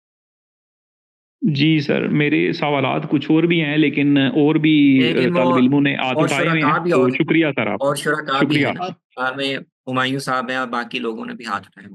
جی ہاں، آپ ہینڈ ریز کر دیں، اگر ٹائم ہوگا تو ہم دوبارہ آپ کو انوائٹ کر دیں گے۔ ابھی اگلے پارٹیسپینٹ کی طرف ہم جائیں گے، ہمارے ساتھ ہیں ہمایوں مجید صاحب۔ السلام علیکم سر۔ وعلیکم السلام ورحمۃ اللہ وبرکاتہ۔ میری خوش قسمتی ہے کہ میں سوال آپ سے کر رہا ہوں، تو آپ کو فالو بھی کرتا ہوں، آپ کا فین بھی ہوں، اور گاندھی صاحب کا بھی تقریباً 10-15 سالوں سے سن رہا ہوں۔ تو میرے ذہن میں ایک سوال ہے سر، کہ جو ہم کہتے ہیں کہ سنت یعنی مستقل بذات احکام، یعنی جو اجماعی امت یا عملی تواتر یا قولی تک پہنچے ہیں، ان کو ہم سنت کہتے ہیں، مستقل بذات احکام۔ دوسری طرف ہم کہتے ہیں، جو گاندھی صاحب نے بھی اپنی میزان کتاب میں لکھا ہے کہ مطلب حدیث کو ہم کہتے ہیں کہ مطلب یہ تفہیم یا تبیین سے ہم تعبیر کرتے ہیں، مگر آگے وہ لکھتے ہیں کہ جس چیز کو مطلب قول یا عمل یا تصویر سے قرار دیا جاتا ہے دین، اس کو ہم دین کہتے ہیں۔ مطلب اگر ہم ایک طرف کہتے ہیں کہ اس کو ہم تفہیم و تبیین سے تعبیر کرتے ہیں، مگر ساتھ ہی وہ لکھتے ہیں کہ اگر کوئی عمل جس کی تصدیق میں ہے، مطلب ان کا قول یا ان کا عمل یا ان کا تصویر، اس کو ہم دین قرار دے سکتے ہیں۔ مطلب اس پر آپ تھوڑی سی روشنی ڈالیے سر۔ ہاں، وہ اس میں اصل میں جو مستقل بذات دین کی تعبیر ہے نا یا قید ہے، وہ اہم ہے۔ مستقل بذات دین اور حدیثوں میں جو آتا ہے وہ مستقل بذات دین نہیں ہے، وہ تفہیم و تبیین ہے۔ یہ فرق سمجھنا بہت اہم ہے۔ مثال آپ لینا، جیسے نماز ہم پڑھتے ہیں تو نماز کے سارے جو اعمال ہیں، قیام سے لے کر رکوع اور سجدہ، پھر قعدے میں بیٹھنا، یہ سارے مستقل بذات اعمال ہیں، ٹھیک ہے نا؟ یعنی ان میں سے کوئی بھی عمل آپ نکال دیں نماز سے تو نماز کا جو طریقہ حضور نے سکھایا وہ خراب ہو جائے، تو یہ مستقل بذات عمل ہے۔ تو اس کو وہ کہہ رہے ہیں کہ یہ سنت ہے اور یہ امت کے تواتر سے اور اجماع سے ملنا چاہیے۔ لیکن نماز پڑھتے ہوئے مثال کے طور پر کبھی کسی جگہ کسی بھی نوعیت کی آپ سے غلطی ہو جاتی، آپ سجدہ کرنا بھول گئے، قعدے میں بیٹھنا بھول گئے، اب یہ جو ہے نا یہ کوئی یہ مطلوب نہیں ہے، ایک تو یعنی نماز میں غلطی کرنا یہ کوئی مطلوب عمل نہیں ہے، یہ نماز کے مشروع طریقے میں کہیں کوئی آپ سے غلطی ہو گئی اتفاقاً، تو اب اس کا حل ہے کوئی کہ اس صورت میں کیا کیا جائے۔ تو اس میں نبی صلی اللہ علیہ وسلم سے آپ کو روایتیں مل جائیں گی کہ آپ نے بتایا کہ آپ آخر میں سجدہ سہو کر کے تو اس غلطی کی آپ تلافی کر سکتے ہیں۔ تو آپ دیکھیں نوعیت سے سمجھ میں آ رہی ہے کہ سجدہ سہو کرنا یہ اصل میں کوئی مستقل بذات عمل نہیں ہے، یہ نماز میں غلطی ہوگی، ایک طریقہ نماز کا سکھایا گیا، اس طریقے کے ساتھ ادا کرنے میں کوئی کسی سے اگر غلطی ہو جائے تب سجدہ سہو کیا جا سکتا ہے، تو یہ کوئی مستقل بذات عمل نہیں ہے۔ نماز کا طریقہ مستقل بذات ہے، لیکن اس طریقے میں کوئی غلطی سرزد ہو جائے اس کی تلافی کیسے کرنی ہے، یہ مستقل بذات نہیں ہے، یہ کوئی انڈیپینڈنٹ حکم نہیں ہے۔ تو یہ فرض کریں غامدی صاحب کہتے ہیں کہ یہ طریقہ امت کو بتانا ہے کہ نماز میں کوئی غلطی ہو جائے تو اس کی تلافی کیسے کرنی ہے، یہ حضور کے واجبات میں یا اس دین میں نہیں تھا جو آپ لوگوں کو بتانے کے لازماً پابند تھے، اگر آپ نہ بتاتے تو آپ کی ذمہ داری پوری نہ ہوتی، یہ اس میں سے نہیں تھا، اسی لیے آپ نے اس کو اس طرح امت میں تواتر کے ساتھ قطعیت کے ساتھ جاری بھی نہیں کیا، ابلاغ بھی نہیں کیا، جہاں جس موقع پہ ضرورت پیش آئی آپ نے سجدہ سہو کر کے لوگوں کو بتا دیا۔ اور فرض کریں یہ اگر حدیث میں یہ نہ بھی ہوتا تو ہم اجتہاد سے کوئی نہ کوئی حل اس کا نکال لیتے کہ ابھی غلطی کی صورت میں ہمیں کیا کرنا چاہیے۔ تو اس طرح سے فرق کو وہ واضح کرتے ہیں، مستقل بذات اور غیر مستقل بذات۔ جی فار دا نیکسٹ کوشچن حافظ ابو بکر صاحب۔ جی سر، السلام علیکم۔ وعلیکم السلام۔ سر میرا سوال سورۃ البقرہ کی آیت نمبر 143 سے متعلق ہے، جس میں ارشاد ہے وَكَذَلِكَ جَعَلْنَاكُمْ أُمَّةً وَسَطًا لِتَكُونُوا شُهَدَاءَ عَلَى النَّاسِ۔ اس آیت میں لوگوں پر گواہی دینے سے کیا مراد ہے، اور نیز یہ کہ اس آیت میں ایک انفرادی طور پر ہر شخص پر کیا ذمہ داری عائد ہوتی ہے؟ دیکھیے شہداء علی الناس کا جو عمومی مفہوم ہے جو مفسرین عام طور پر دیتے ہیں وہ یہ ہے کہ جیسے اللہ کے پیغمبر نے اللہ سے دین لے کر وہ اپنی جو اولین جماعت تھی صحابہ کی ان تک پہنچایا اور ان کو اس دین پر کھڑا کیا، ان کو وہ پورا دین سمجھایا، تو پیغمبر نے اللہ کی طرف سے ان پر شہادت کی ذمہ داری ادا کی، اللہ کی طرف سے ان پر گواہی قائم کر دی کہ یہ دین میں نے تم تک پہنچا دیا۔ تو اب اس جماعت کو یہ کہا جا رہا ہے کہ جیسے پیغمبر نے تمہیں یہ دین دیا ہے تو تمہیں اللہ تعالیٰ نے اس منصب پہ یا اس ذمہ داری پر فائز کیا ہے کہ یہی دین تم نے اب دنیا کے باقی لوگوں تک، باقی قوموں تک تم نے پہنچانا ہے، ایسے ہی جیسے پیغمبر سے تمہیں ملا۔ تو یہ تو شہادت کا وہ مفہوم ہے جو سارے اہل علم بیان کرتے ہیں۔ ہاں اس کے بعض جو مضمرات ہیں یا بعض لوازم ہیں ان میں پھر اہل علم کی کچھ اختلافات بھی واقع ہو جائے، جیسے مثال کے طور پر غامدی صاحب کے نزدیک اس میں شہادت علی الناس میں پھر اتمام حجت کے درجے میں لوگوں تک دین پہنچا کر پھر اللہ تعالیٰ کی طرف سے مقرر کردہ کوئی سزا یا انکار کرنے کا جو وبال ہے وہ بھی اس کے مفہوم میں شامل ہے۔ تو یہاں غامدی صاحب کی رائے قدرے یعنی مختلف ہے کہ وہ اس میں یہ پہلو بھی شامل کرتے ہیں۔ رسول اللہ صلی اللہ علیہ وسلم نے صرف دین لوگوں تک پہنچایا نہیں بلکہ جنہوں نے انکار کیا ان پر اللہ تعالیٰ کی طرف سے حجت تمام کر کے ان پر سزا بھی نافذ کی۔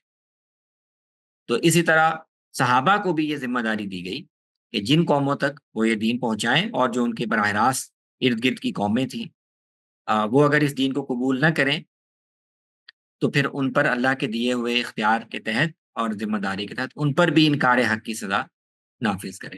تو یہ دونوں تعبیرات اس کی موجود ہیں اور دونوں ہی اہل علم بیان کرتے ہیں. سر آپ کیا سمجھتے ہیں کہ اس وقت بحثیت امت ہم یہ ذمہ داری پوری کر رہے ہیں، اور اگر نہیں کر رہے تو کس طرح یہ ذمہ داری پوری کی جا سکتی ہے آج کے دور میں؟ یہ ظاہر ہے نہیں کر رہے، کیونکہ اس ذمہ داری پورے کرنے کا پہلا تقاضا تو یہ ہے کہ یہ جو دین ہمیں دیا گیا ہم خود اپنے اندر خود اس کا نمونہ بنے. یعنی اگر خود ہم بطور امت کے جی اس دین پر اور اس دیے ہوئے شریعت پر اور اس کی اخلاقیات پر قائم نہیں ہیں کہ ہمیں دیکھ کر دنیا کو معلوم ہو کہ یہ کس دین کے یا کس پیغام کے نمائندہ ہیں، تو خالی ہم لوگوں کو جا کر بتاتے رہیں، وضاحت کرتے رہیں، تبلیغ کرتے رہیں، تو اس سے تو تقاضا نہیں پورا ہوتا. تو پہلی ذمہ داری بنیادی تو یہ ہے کہ ہم خود اپنے اندر محنت کر کے اپنے ایمان کو، اخلاق کو، اعمال کو، اپنے معاملات کو اس دین کے مطابق بنائیں اور اپنے عمل سے یعنی اپنے وجود سے ایک طرح سے شہادت دیں اور اس کے ساتھ پھر دنیا کی دوسری قوموں کو بھی تبلیغ کا اور دعوت کا فریضہ انجام دیں. جی سر شکریہ. جی فار دا نیکسٹ کوشچن فابیہ احسان صاحب. علامہ صاحب میرا رمضان کے حوالے سے سوال ہے. یہ جب میاں بیوی تعلق قائم کریں رمضان کی راتوں میں تو ہمیں ایک حدیث بھی ملتی ہے کہ ایک صحابی کے ساتھ یہ معاملہ ہوا تو وہ سفر کی حالت میں تھے اور ٹھنڈے پانی سے نہانے کی وجہ سے نا ان کی ڈیتھ ہو گئی تھی. تو رسول اللہ نے اس میں تیمم کی تجویز پیش کی تھی. تو کیا اس چیز کو سامنے رکھتے ہوئے اگر اس کو اپنایا جاتا ہے اس رخصت کو اور اس میں صرف فجر کی نماز میں نہیں یعنی آدھا دن گزرنے تک اس رخصت سے فائدہ اٹھایا جاتا ہے، کیونکہ ہمارے ہاں یہ بھی معمول ہوتا ہے لوگ پھر کام کے لیے صبح سویرے نکل جاتے ہیں گھر سے، تو اس رخصت میں ظہر کی نماز تک اگر فائدہ اٹھا لیتے ہیں لوگ حسل بصری کی وجہ سے، تو کیا یہ چیز مناسب ہوگی یا اس سے ہمارے تقویٰ پہ یا طہارت پہ کوئی نہ کوئی اثر پڑے گا؟ نہیں دیکھیں اس طرح کی چیزوں میں شریعت نے جو اصول بتایا وہ تو یہ ہے کہ یہ ایک رخصت ہے جس کو عذر کی حالت میں اور مشقت کی حالت میں ہی استعمال کرنا چاہیے. تو سخت سردی ہے یا اور کوئی اس طرح کا ایسا عذر ہے اور یہ وہ عذر ہے یا نہیں اس میں بھی شریعت نے خود سے تعیین نہیں کی. بہت سی چیزیں جو لوگ اس صورتحال سے دو چار ہوں ان پر چھوڑ دی ہے. تو یہ آدمی خود ڈیسائیڈ کر سکتا ہے کہ میرے لیے اس سچویشن میں غسل کرنا فوری طور پر سردی کی وجہ سے یا کسی اور وجہ سے ممکن نہیں، اور میں اگر اس رخصت سے فائدہ اٹھاؤں تو میں اس میں اپنے آپ کو جسٹیفائڈ محسوس کرتا ہوں. تو سچویشن کو یعنی اسیس کرنا اور اس کے مطابق اپنے دیانتدارانہ رائے سے رخصت سے فائدہ اٹھانا یہ آدمی کو اپنے صورتحال کے لحاظ سے کر لینا چاہیے اور اپنے اطمینان کے مطابق کر لینا چاہیے. دوسرا آدمی بعض دفعہ سچویشن میں کھڑا نہیں ہوتا، اس کو اندازہ بھی صحیح نہیں ہوتا، تو اس میں فتویٰ پوچھنے کے بجائے بس اپنی دیانتداری سے آدمی کر لیں. اگر وہ مطمئن ہے کہ ہاں میں صحیح ایسا عذر ہے کہ مجھے اس سے فائدہ اٹھانا چاہیے اور میں جسٹیفائڈ ہوں تو بس کر لینا چاہیے. اللہ تعالیٰ اس کی رعایت کریں گے انشاءاللہ. جی ہمارے پاس سر ایک چیٹ میں کوشچن آیا تھا کہ محمد اقبال سلفی صاحب نے لکھا تھا کہ السلام علیکم، میرا سوال ہے ہر حدیث حجت ہے یا اس کے کچھ اصول ہیں؟ نہیں، ہر حدیث اب ایک سوال کے دو پہلو ہو سکتے ہیں. ایک تو یہ کہ رسول اللہ صلی اللہ علیہ وسلم نے جو کچھ بھی فرمایا دین کے معاملے میں اس کو تو کوئی نہیں کہہ سکتا کہ وہ حجت نہیں ہے. اگر پیغمبر صلی اللہ علیہ وسلم نے دین کے معاملے میں کوئی بات کہی ہے اور وہ یہ تو اختیار نہیں ہو سکتا کہ ہم کہیں کہ نہیں وہ کوئی ہم مان لیں کوئی نہ مانے، وہ تو لازماً حجت ہے. لیکن حدیث سے مراد اگر یہ ہے کہ آپ کی نسبت سے ہم تک جو روایتیں پہنچی ہیں تو کیا ان میں ہم پابند ہیں کہ بس جو روایت بھی پہنچ گئی جیسی بھی پہنچ گئی ہم اس کو لازماً، تو یہ تو امت میں کوئی بھی نہیں کہتا. یہ تو رسول اللہ صلی اللہ علیہ وسلم کے جو براہ راست شاگرد تھے صحابہ، وہ بھی ایسا نہیں کرتے تھے۔ ہر روایت جو پہنچ گئی اس کو وہ لازماً قبول نہیں کرتے تھے، لازماً اس پر عمل نہیں کرتے تھے۔ تو اس میں تحقیق کرنا، اس کا محل سمجھنا، یہ دیکھنا کہ اس پر عمل ہم سے مطلوب ہے یا نہیں، یہ سارے تحقیق کے مسائل ہیں۔ تو جس پر آپ کو، اگر آپ خود محقق ہیں، خود آپ کو اطمینان ہو جائے، یا جن اہل علم پر آپ اعتماد رکھتے ہیں ان کو اطمینان ہو کہ ہاں ہمیں اس حدیث پر، اس سیاق میں ہمیں عمل کرنا چاہیے، یہ ہمارے لیے ایک رہنمائی دیتی ہے، تو بس اسی پر عمل کرنا آپ پر لازم ہے۔ ہر حدیث، ہر روایت جو آپ تک پہنچ گئی یا کہیں آپ نے پڑھ لی، تو اس کی ذمہ داری آپ پر نہیں ہے۔ جی جی عرفان دریس صاحب۔ جی بہت شکریہ۔ میرا سوال یہ تھا کہ میں اصل میں جس گھرانے میں پلا بڑا، تو وہاں پر دین کا کوئی اتنا رجحان نہیں تھا۔ میری والدہ بریلوی اسکول آف تھاٹ سے تھی، تو میں بھی بریلوی ہی پیدا ہوا ایک طرح کا سمجھ لیجیے۔ پھر جب شعور ہوا تو اب کنویں کے مینڈک کو جو پاس میں چیزیں ملتی ہیں وہی ملی، میں دیوبندی ہو گیا، مطلب اس اسکول آف تھاٹ سے مل گیا۔ پھر اللہ تعالیٰ نے عمرے کے لیے بلا دیا، وہاں پہنچا، دیکھا یا تو ایک نئی دنیا کھلی ہوئی ہے۔ پھر آنکھیں کھلی کہ میں غلط ہوں یا یہ غلط ہے یا کیا ٹھیک ہے کیا نہیں ہے۔ قصہ مختصر، پھر میں تحقیق کی طرف چلا گیا، اور جب میں نے اپنا رخ اس طرف کیا اور سوال کیے، تو اپنے ہی علاقے میں اپنی مسجد میں مجھے کہہ دیا گیا کہ تم غلط ہو، یہ وغیرہ وغیرہ۔ اب میں کافی عرصے تک ملک سے باہر رہا، اور میں ان سب چیزوں کو چھوڑ گیا، میں پاکستان کے علماء سے گھبرا گیا، اور میں پھر جب مجھے عاصم الحکیمی اور انگلش اسپیکر ملے جو کہ زیادہ تر قرآن اور سنت کو لے کے چل رہے ہوتے ہیں، میں اس پہ کافی حد تک قائل ہو گیا، اور ریسنٹلی میں اس اسکول آف تھاٹ سے منسلک ہوں، یا میں دل جڑا ہے، کیونکہ کافی ملحدانہ سوچیں آ رہی تھیں، ان کے جواب مجھے وہاں سے بھی نہیں مل رہے تھے، اور مجھے گاندھی صاحب کے تھرو مل گیا الحمدللہ۔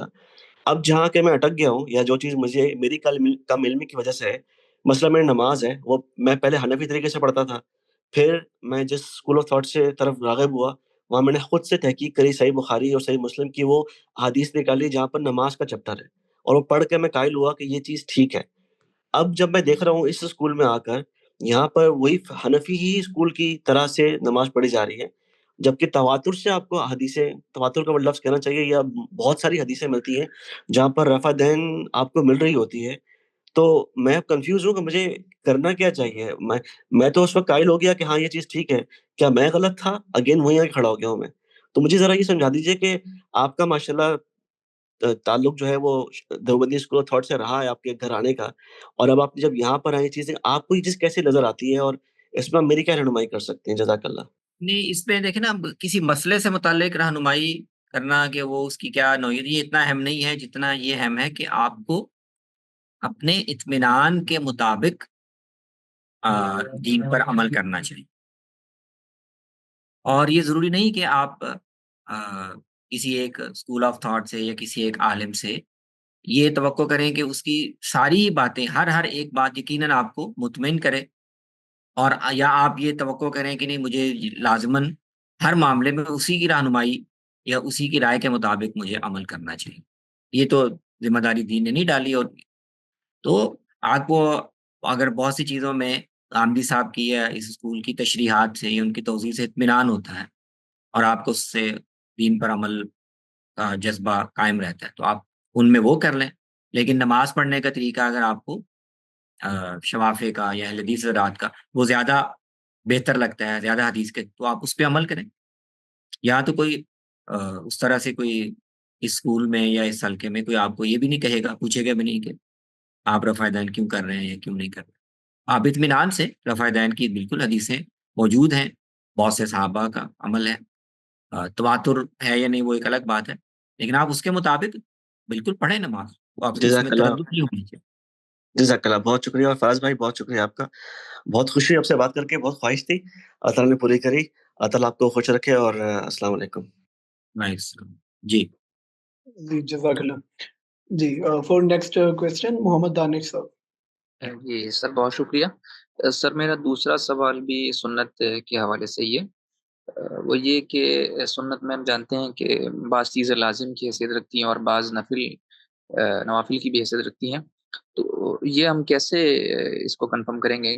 سنت کے بارے میں جب یہ ہے کہ سنت کی خود ہی تعیین امت کے عمل سے ہوتی ہے، تو اب امت کے عمل میں کسی سنت کا لازم ہونا، نافل ہونا، اس کی وضاحت بسا اوقات مجھے ایسا لگتا ہے کہ موجود نہیں ہوتی ہے۔ تو یہ کیسے اس کو کنفرم کیا جائے گا؟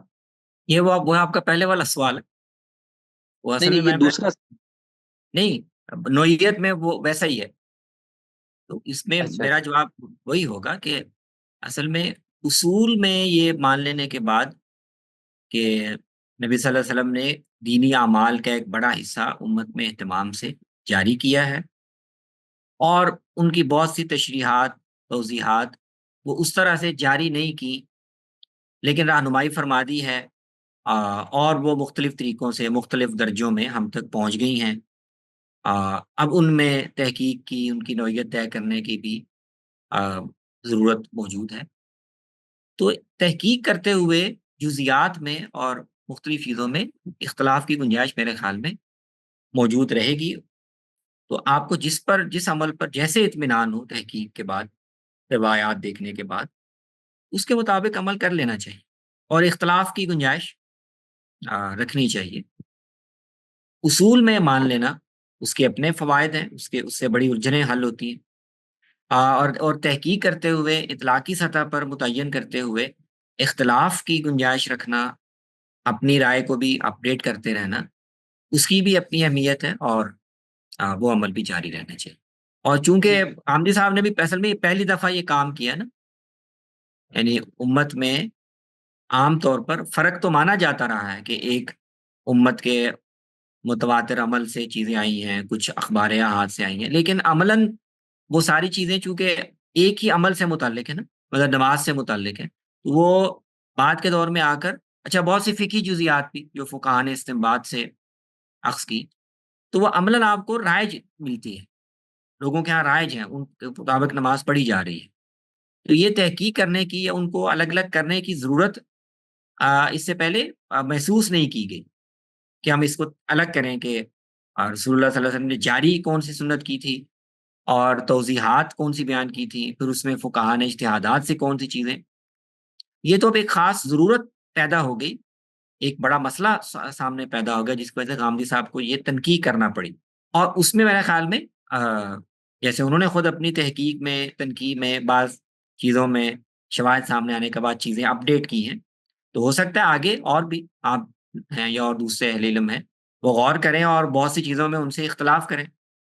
کئی چیزیں جو انہوں نے شامل نہیں کی ان کو شامل کریں، کئی جو انہوں نے کی ہیں ہو سکتا ہے وہ تحقیق سے پتہ چلے کہ نہیں وہ بھی اس طرح سے. تو یہ میرے خیال میں اطلاق کی سطح پر اختلاف رہے گا، اس کو آپ حتماً بالکل ختم نہیں کر سکتے، اور اس کی ضرورت بھی نہیں ہے. جی اگلے سوال کے لیے ابرار سے. السلام علیکم سر. سر میرا سوال تھا کہ قرآن میں جو یہ حکم دیا گیا ہے کہ مشرک عورتوں سے شادی نہ کرو، تو پہلے تو مجھے یہ بتائیے گا پلیز کہ غیر مسلم خواتین سے شادی نہ کرنے کی اسلام نے علت کیا بتائی ہے، اور اگر اس کی علت شرک ہے تو آج کی ڈیٹ کے اندر تو ہم کسی شخص پر کفر کا یا پھر شرک کا فتویٰ تو لگا ہی نہیں سکتے، مشرک ہونے کا فتویٰ لگا نہیں سکتے. اور جہاں تک رہی بات شرک کو بطور دین قبول کرنے کی، تو ہندو بھی اس بات پر اصرار کرتے ہیں کہ وہ بھی مشرک نہیں ہے، وہ بھی ایک خدا جو ان کا وشنو سپریم بینگ ہے اس کو مانتے ہیں. باقی جو اس کے اوتار ہیں، جیسے ہم وحدت الوجود کے عقیدے کو دیکھ لیں تو وہ ساری چیزیں ریلیٹ کرتی ہیں. تو کیا اس آیت کے حوالے سے یہ کہا جا سکتا ہے کہ جو یہ حکم بیان ہوا ہے کہ مشرک عورتوں سے شادی نہ کی جائے، تو یہ عہد رسالت کے ساتھ خاص تھا، قانون اتمام حجت کے ساتھ خاص تھا؟ ایک تو یہ بتائیے گا، اور آخر میں پلیز یہ بھی بتائیے گا کہ کیا ملحد سے شادی کی جا سکتی ہے؟ دیکھیں شرک یہ اس طرح کے جو حکم ہیں کہ مشرکین کے ساتھ کیا معاملہ کرنا ہے کیا نہیں، اس میں نا یعنی اس دائرے میں شریعت کے جتنے باقی احکام ہیں، مشرکین کے حوالے سے شریعت نے باقی چیزیں بھی سماجی معاملات کے ساتھ معاملہ کیسے ہونا چاہیے، تو ان سب کے اور سامنے رکھ کر ہمیں اندازہ ہوتا ہے کہ شریعت کا اس معاملے میں منشا کیا ہے، وہ چاہتا کیا ہے. تو مشرکوں یعنی وہ لوگ، تو یہاں پہلی بات یہ سمجھ لیں کہ قرآن میں براہ راست تو ظاہر ہے وہ مشرک مراد ہے جن کو قرآن مشرک کہہ کر مخاطب کر رہا ہے، عرب کے مشرکین، اور وہ خود بھی اپنے آپ کو مشرک مانتے ہیں اور ان پر اتمام حجت بھی ہو رہا ہے، تو ان کے حوالے سے اللہ تعالیٰ یہ احکام بیان کر رہے ہیں. تو براہ راست تو ذکر ان کا ہو رہا ہے، لیکن کیا ان کے لیے جو احکام بیان ہو رہے ہیں وہ بھی انہی کے ساتھ خاص ہیں یا ان کو آگے ایکسٹینڈ کیا جائے گا؟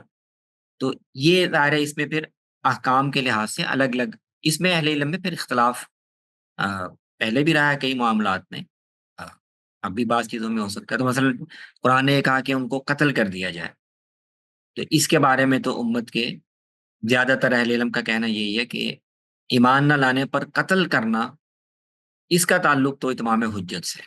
یہ چونکہ رسول اللہ صلی اللہ علیہ وسلم ان کے اندر مبعوث ہوئے تھے، ان کے اندر قرآن نازل کیا گیا، براہ راست آپ نے ان کو دعوت دی، تو یہ حکم تو آگے ایکسٹینڈ نہیں ہوگا۔ اچھا، لیکن مثلا قرآن مجید نے کہا کہ وہ مسجد حرام میں نہ آئیں، تو اب اس میں امت کے اہل علم میں بحث پیدا ہو گئی کہ کیا یہ صرف ان مشرکوں کے لیے ہے یا اس کا تعلق مسجد کے تقدس سے ہے، کہ اتمام حجت تو ان مشرکوں پر ہوا ہے، لیکن بت پرست یا شرک کرنے والے دنیا میں اور بھی گروہ ہو سکتے ہیں، تو کیا اللہ تعالیٰ یہ چاہتے ہیں کہ شرک کرنے والا کوئی بھی آدمی میرے اس مقدس مسجد میں یا اس کے ارد گرد نہ آئے؟ تو اس میں فقہا میں اختلاف پیدا ہو گیا۔ ذبیحے کے معاملے میں دیکھیں، ذبیحے کا آپ نے کہا مشرک کا ذبیحہ جس نے وہ نہیں کھانا، تو اس میں امت کے فقہا کا عمومی موقف یہ ہے کہ اس کا اتمام حجت سے تعلق نہیں ہے، اس کا تعلق اس کے مشرک ہونے سے ہے، کیونکہ وہ شرک کرتا ہے تو اللہ تعالیٰ نے یہ گوارا نہیں کیا، اللہ تعالیٰ یہ نہیں چاہتے کہ کسی شرک کرنے والے کا ذبح کیا ہوا جانور مسلمان کھائے۔ تو نکاح کے معاملے میں بھی زیادہ تر امت کے ہمارے اہل علم کی رائے یہی ہے کہ اللہ تعالیٰ کو شرک اتنا ناپسند ہے کہ وہ اپنی خاندانی زندگی میں، جہاں اپنے گھر کے ماحول کو بھی پاکیزہ رکھنا ہے، اپنے بچوں کی بھی تربیت کرنی ہے، تو یہ اللہ تعالیٰ کو گوارا نہیں ہے کہ ایک مومن جو توحید کا قائل ہو وہ ایک مشرکہ کے ساتھ نکاح کرے، اور جو آ کر ظاہر ہے گھر کا پورا ماحول پھر وہ اپنے مذہب یا اپنے عقیدے کے مطابق تشکیل دے گی۔ تو اس کو اللہ تعالیٰ نے پسند نہیں کیا، اور یہ اس کو عام حکم ہی ہونا چاہیے۔ اس میں صرف اہل کتاب کی اللہ تعالیٰ نے گنجائش دی ہے، رخصت دی ہے دوسرے جگہ پر، وہ بھی ایک رخصت کی حد تک دی ہے، کیونکہ یہود تو شرک نہیں کرتے، نصارہ کے ہاں عام طور پر اعتقادی نوعیت کا شرک ہے، لیکن یہ بت پرستی وغیرہ یہ اس طرح کی چیزیں ان کے ہاں بھی نہیں ہوتی۔ تو اس طرح سے امت کے اہل علم نے فقہا نے اس کو دیکھا ہے۔ تو میرا رجحان بھی، میرا خیال بھی یہی ہے کہ یہ صحیح تعبیر ہے۔ تو ہندو جو ہیں یا دوسرے اس طرح کے شرک کرنے والے گروپ، ان کے ساتھ نکاح اس کی اجازت شریعت کے شرعی نقطہ نظر سے نہیں ہونی چاہیے۔ باقی وہ تکفیر والا معاملہ یا ان کو مشرک قرار دیں، وہ ایک الگ بحث ہے، اس کا تعلق اصل میں آخرت کے معاملات سے ہے۔ اللہ تعالیٰ کے ہاں ہم کیا یہ کہہ سکتے ہیں کہ وہ حتمی طور پر، یقینی طور پر منکر حق ہیں، اور وہ اور چیز ہے۔ دنیا کے احکام شریعت کے دائرے میں جو ہمیں مسلمانوں کو دیے گئے، ان کے لحاظ سے یہ فرق نہیں ہے۔ جو ہندو ہیں یا اس طرح کے جن کا عمل، جن کا عقیدہ مشرکانہ ہے، شرکیہ عقیدہ ہے، وہ اپنے آپ کو خود مشرک مانے یا نہ مانے یا تعویلیں کریں، وہ ایک الگ بات ہے، لیکن ہمارے تصور کے مطابق جو بھی گروہ دنیا کا، کوئی بھی مذہب، وہ مشرکانہ عقیدہ رکھتا ہے، مشرکانہ عبادات کرتا ہے، مشرکانہ تصورات رکھتا ہے، تو ہم اس کو شرک ہی سمجھیں گے اور ایسے لوگوں کو مشرک ہی سمجھیں گے، اور ان کے ساتھ احکام بھی وہی ان پر وہی لاگو کریں گے۔ سر اگر مسلمانوں میں کوئی اس طرح سے لوگ موجود ہوں جو اس طرح کے عقائد کے قائل ہوں تو ان پر کیا حکم لگے گا؟ ہاں، مسلمانوں کا معاملہ مختلف ہے۔ مسلمانوں کے اندر ایسے لوگ ہوں جو رسول اللہ کو بھی مانتے ہیں، قرآن کو بھی مانتے ہیں، لیکن کسی لا علمی کی وجہ سے یا اس طرح کی کچھ تعویلات کی وجہ سے وہ کسی مشرکانہ عقیدے یا عمل کے شکار ہو گئے ہوں، تو ان کی ہم تکفیر نہیں کریں گے اور ان پر کافر کے احکام بھی جاری نہیں کریں گے، اور دونوں پہلوؤں سے، ایک تو اس پہلو سے بھی کہ وہ خود کلمہ گو ہیں، اور دوسرے اس پہلو سے کہ بھی دعوت کے پہلو سے بھی یہی مفید ہے کہ وہ اگر نسبت اسلام کو خود انکار نہیں کر رہے تو اس نسبت کا فائدہ اٹھایا جائے، اس کی بنیاد پر ان کو دعوت دی جائے اور اصلاح کی کوشش کی جائے، نہ یہ کہ ان کو دائرہ اسلام سے خارج کر کے دعوت کا یہ تعلق ہے اس کو توڑ دیا جائے۔ جی، آخری 2 سوالات لیتے ہیں۔ टाइम भी काफ़ी हो गया है। पहले अब्दुर्रहमान साहब। अस्सलाम वालेकुम। वालेकुम अस्सलाम। मेहर साहब, ये जो सूरह बकरा की आयत 240 है जिसमें बताया गया कि जो बेवा खातून है उसके लिए नान नफ़के का बंदोबस्त की वसीयत करेगा शौहर मरते हुए, अगर उसको मौत का वक़्त कहा गया तो वो साल भर का नान नफ़का और ये भी कि घर से निकाले बगैर। तो इस पे साजिद हमीद साहब ने तो कहा कि ये अभी भी ये कायम है, और दूसरा ये कि अरब माशरे में वो दूसरी शादी कर देते थे जल्दी, इसलिए साल का अल्लाह ने कहा। लेकिन हमारे माशरे में चूँकि नहीं करती तो पूरी ज़िंदगी का जो है वो नान नफ़का वसीयत करनी चाहिए। लेकिन मुफ्ती ताकि साहब की मैंने तफ़सील देखी थी, उसमें उन्होंने कहा कि ये मनसूख़ है, जब से सूरह निसा के अहकाम आ गए तो ये वसीयत वाला उनको जो है नहीं, अब हक ख़त्म हो गया है। तो इसमें कैसे डिटरमिन करेंगे कि हक ख़त्म हुआ है, मनसूख़ है या नहीं?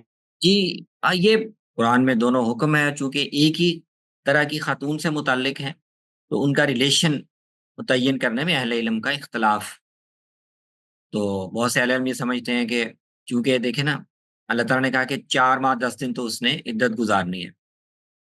ये हुक्म तो उसकी इद्दत का हो गया।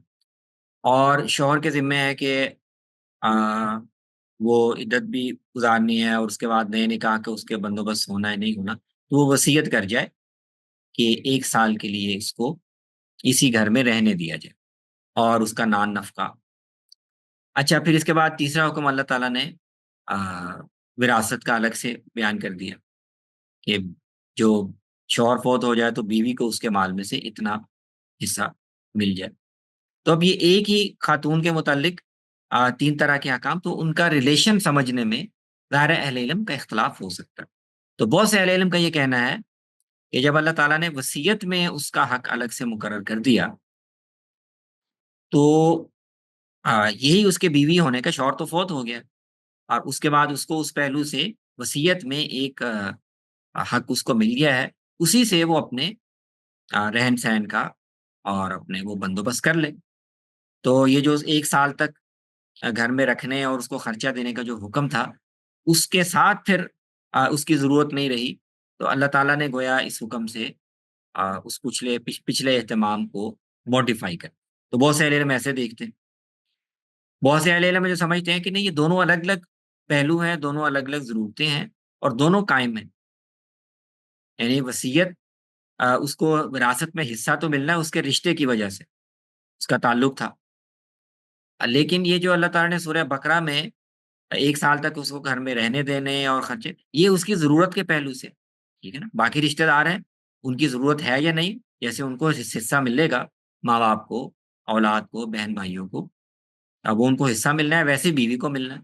लेकिन ये एक अलग ज़रूरत अल्लाह ताला ने बयान की है कि 1 साल तक कम से कम उनके लिए वसीयत करके जाओ कि उनका अगर कोई और बंदोबस्त नहीं होता, वो खुद जाना चाहें, निकलना चाहें, तो जा सकती हैं, पाबंदी नहीं है। लेकिन अगर उनका बंदोबस्त ना हो और वो रहना चाहें, तो 1 साल तक उनको ठिकाना भी दो और उनके खर्चे-पानी उसका भी इंतज़ाम करो। तो एक अलग हुक्म है, इसके मनसूख मानने की कोई वजह नहीं है। तो ये दोनों तरह से इस हुक्म को देखा जा सकता है। मेरा अपना ख़्याल भी यही है कि इसको मनसूख कहने की कोई वजह नहीं है। ये गुंजाइश होनी चाहिए। हाँ, औरत खुद उसका अलग बंदोबस्त हो जाए और वहाँ से छोड़कर चली जाए, नया निकाह कर ले, तो उस सूरत में ये हक ख़त्म हो जाए। तो इस हद तक तो मुझे इत्तेफ़ाक है साजिद साहब की बात से। बाकी वो जो ये कह रहे हैं कि वो सारी ज़िंदगी के लिए, ये समझ में नहीं आता। क्योंकि रिश्ता तो असल में मियाँ-बीवी का असल में रिश्ता तो ज़िंदगी का होता है। वो उस पर सारी ज़िंदगी का कोई हकूक़ तो उस तरह मुरतब नहीं होते। ये तो अल्लाह ताला ने एक इनायत की है कि 1 साल बाद उस रिश्ते के एहतराम में या उस ताल्लुक से ये हुक्म दे दिया कि 1 साल कम से कम उसको खर्चा और रिहाइश ये मुहैया की जाए। सारी ज़िंदगी की ज़िम्मेदारी उसके यानी मरहूम शौहर पर डाल देना, उसकी कोई तुक समझ में नहीं आती। जी, मोहम्मद इकरमा। जी, अस्सलाम वालेकुम वन्स अगेन। ये वालेकुम हमारी सलाम। खुशकिस्मती है कि मौरिद ने हमें आप जैसे स्कॉलर्स से बराह रास्त राब्ते का मौका दिया। सर, मेरा दूसरा सवाल आपके दादा जान के मुतालिक है। मौलाना सरफराज खान सफदर साहब रहमतुल्लाह अलैह, उन्होंने एक किताब लिखी थी समाए मौता के मुतालिक। उनमें और मौलाना हुसैन अली अलवानी के शागिर्दों में काफ़ी ज़्यादा उसमें बहस व मुबासा भी रहा है। تو پھر کتابیں بھی لکھی گئی ہیں، ندائے حق لکھی گئی ہے وہاں ندوی صاحب کی طرف سے. تو اس میں اگر ہم غیر جانبدار ہو کے مطالعہ کریں تو مجھے پرسنلی یہ لگتا ہے کہ جو دوسرے حضرات ہیں نا، البانی صاحب کے شاگرد، ان کا موقف احناف کے اصولی موقف کے زیادہ نزدیک ہے. تو سماع موتا کے اطلاقی موضوع کے اوپر آپ کی اپنی کیا رائے ہے؟ کیا آپ اپنے دادا جی سے اختلاف کرتے ہیں؟ صحیح بات تو یہ ہے کہ میں نے کتابیں وہ بھی دیکھی ہیں اور شاید کبھی اتنی زیادہ توجہ سے اس مسئلے کو کہ میری اپنی اس میں کوئی واضح رائے قائم ہو شاید نوبت نہیں آئی. دلائل دونوں طرف ایسے ہیں جو قابل لحاظ ہیں، نفی کے دلائل بھی ایسے ہیں جو قابل لحاظ ہیں، لیکن بعض شرائط کے ساتھ، بعض قیود کے ساتھ مردوں تک ابلاغ ہو جاتا ہے، اس کے بھی قابل لحاظ دلائل ہیں. تو وہ ایک علمی سی بحث ہے. مجھے میرے خیال میں کبھی کوئی اتنی سنجیدگی سے اس بحث کو موضوع نہیں بنایا غور و فکر کا کہ میری اپنی کوئی ایک حتمی رائے یا ترجیح قائم ہو. تو آپ نے توجہ دلائی ہے تو میں دوبارہ کسی وقت پڑھ کے دیکھ کے کوشش کروں گا کہ کوئی ایک ترجیح ذہن میں قائم ہو. ابھی تک تو کوئی ترجیح ذہن میں بنی ہوئی نہیں ہے. بس یہ تاثر ہے کہ دلائل دونوں طرف قابل لحاظ ہے. جی بہت شکریہ سر. ایک بات اس کی طرف میں توجہ دلانا چاہتا ہوں، وہ یہ کہ تفہیم الاثار سیریز ہو یا ہمارے پاس قرآن و سنت کا باہمی تعلق ہو، ان کتب کے اندر جو آپ نے روایات درج کی ہیں ان کی صحت کے اوپر آپ کو اطمینان ہے؟ اور قرآن و سنت میں تو میرا خیال ہے شاید ہی کوئی ایسی روایت ہوگی جو بہت ہی زیادہ کو محل بحث ہو. عام طور پر جو فقہا کے ہاں معروف متداول، کیونکہ فقہی احکام میں وہی روایتیں زیر بحث آتی ہیں، تو میرا خیال ہے اس میں کوئی کمزور یا ایسی جو بہت ہی زیادہ محل نزاع ہو شاید نہیں ہوگی. آثار میں البتہ اس کے ابھی حتمی کچھ معیارات ہم متعین بھی کر رہے ہیں. اس میں یہ کوشش تو ضرور ہوتی ہے کہ کوئی جو مضمون ہم لے رہے ہیں، جو ایک تھیم ہم لے رہے ہیں، اس کے کچھ بنیادی آثار وہ تو صحت کے معیار پر پورے اترتے ہیں، تاکہ اس مضمون یا اس تھیم کے بارے میں یہ شبہ نہ ہو کہ وہ بے اصل ہے. باقی اس کے ساتھ پھر ظاہر ہے مختلف لوگوں سے آثار مروی ہوتے ہیں، تو ان سب میں یہ اہتمام کرنا کہ ایک اثر وہ لازماً صحت کے ایک ہی معیار پر ہو، تو آثار میں یہ ذرا مشکل ہو جاتا ہے. تو ہو سکتا ہے کہ جو بہت سے آثار ریپیٹ ہو رہے ہیں یا اسی مضمون کے بار بار آ رہے ہیں، ان سب میں یہ اہتمام نہ کیا گیا ہو یا کرنا مشکل ممکن نہ ہو. لیکن بنیادی جو اثر جس کو بنیاد بنایا گیا اور جس پر اس پورے مضمون کی یا اس تھیم کی بنیاد رکھی گئی، اس کے بارے میں یعنی ایک اطمینان ہوتا ہے کہ وہ اس کی نسبت درست ہے. چلیں بہت شکریہ سر. جی بہت جی نوازش. جی ہمارے سب پارٹیسپینٹس کے کوسچنز آج ختم ہو گئے. ابھی ایک آخری سوال آپ سے میں کرنا چاہتا ہوں ایتھیزم سے ریلیٹڈ. ہماری سوسائٹی میں خصوصاً یونیورسٹیز کے جو انٹلیکچوئل حلقے ہیں یوتھ کے، ان میں بڑا فیمس ہوتا جا رہا ہے، اور ایک چیلنج درپیش یہ بھی ہے پاکستان میں کم از کم کہ ہماری جو روایتی فکر ہے وہ اس طرح سے مسئلے کو کمپریہینڈ ہی نہیں کر پاتی.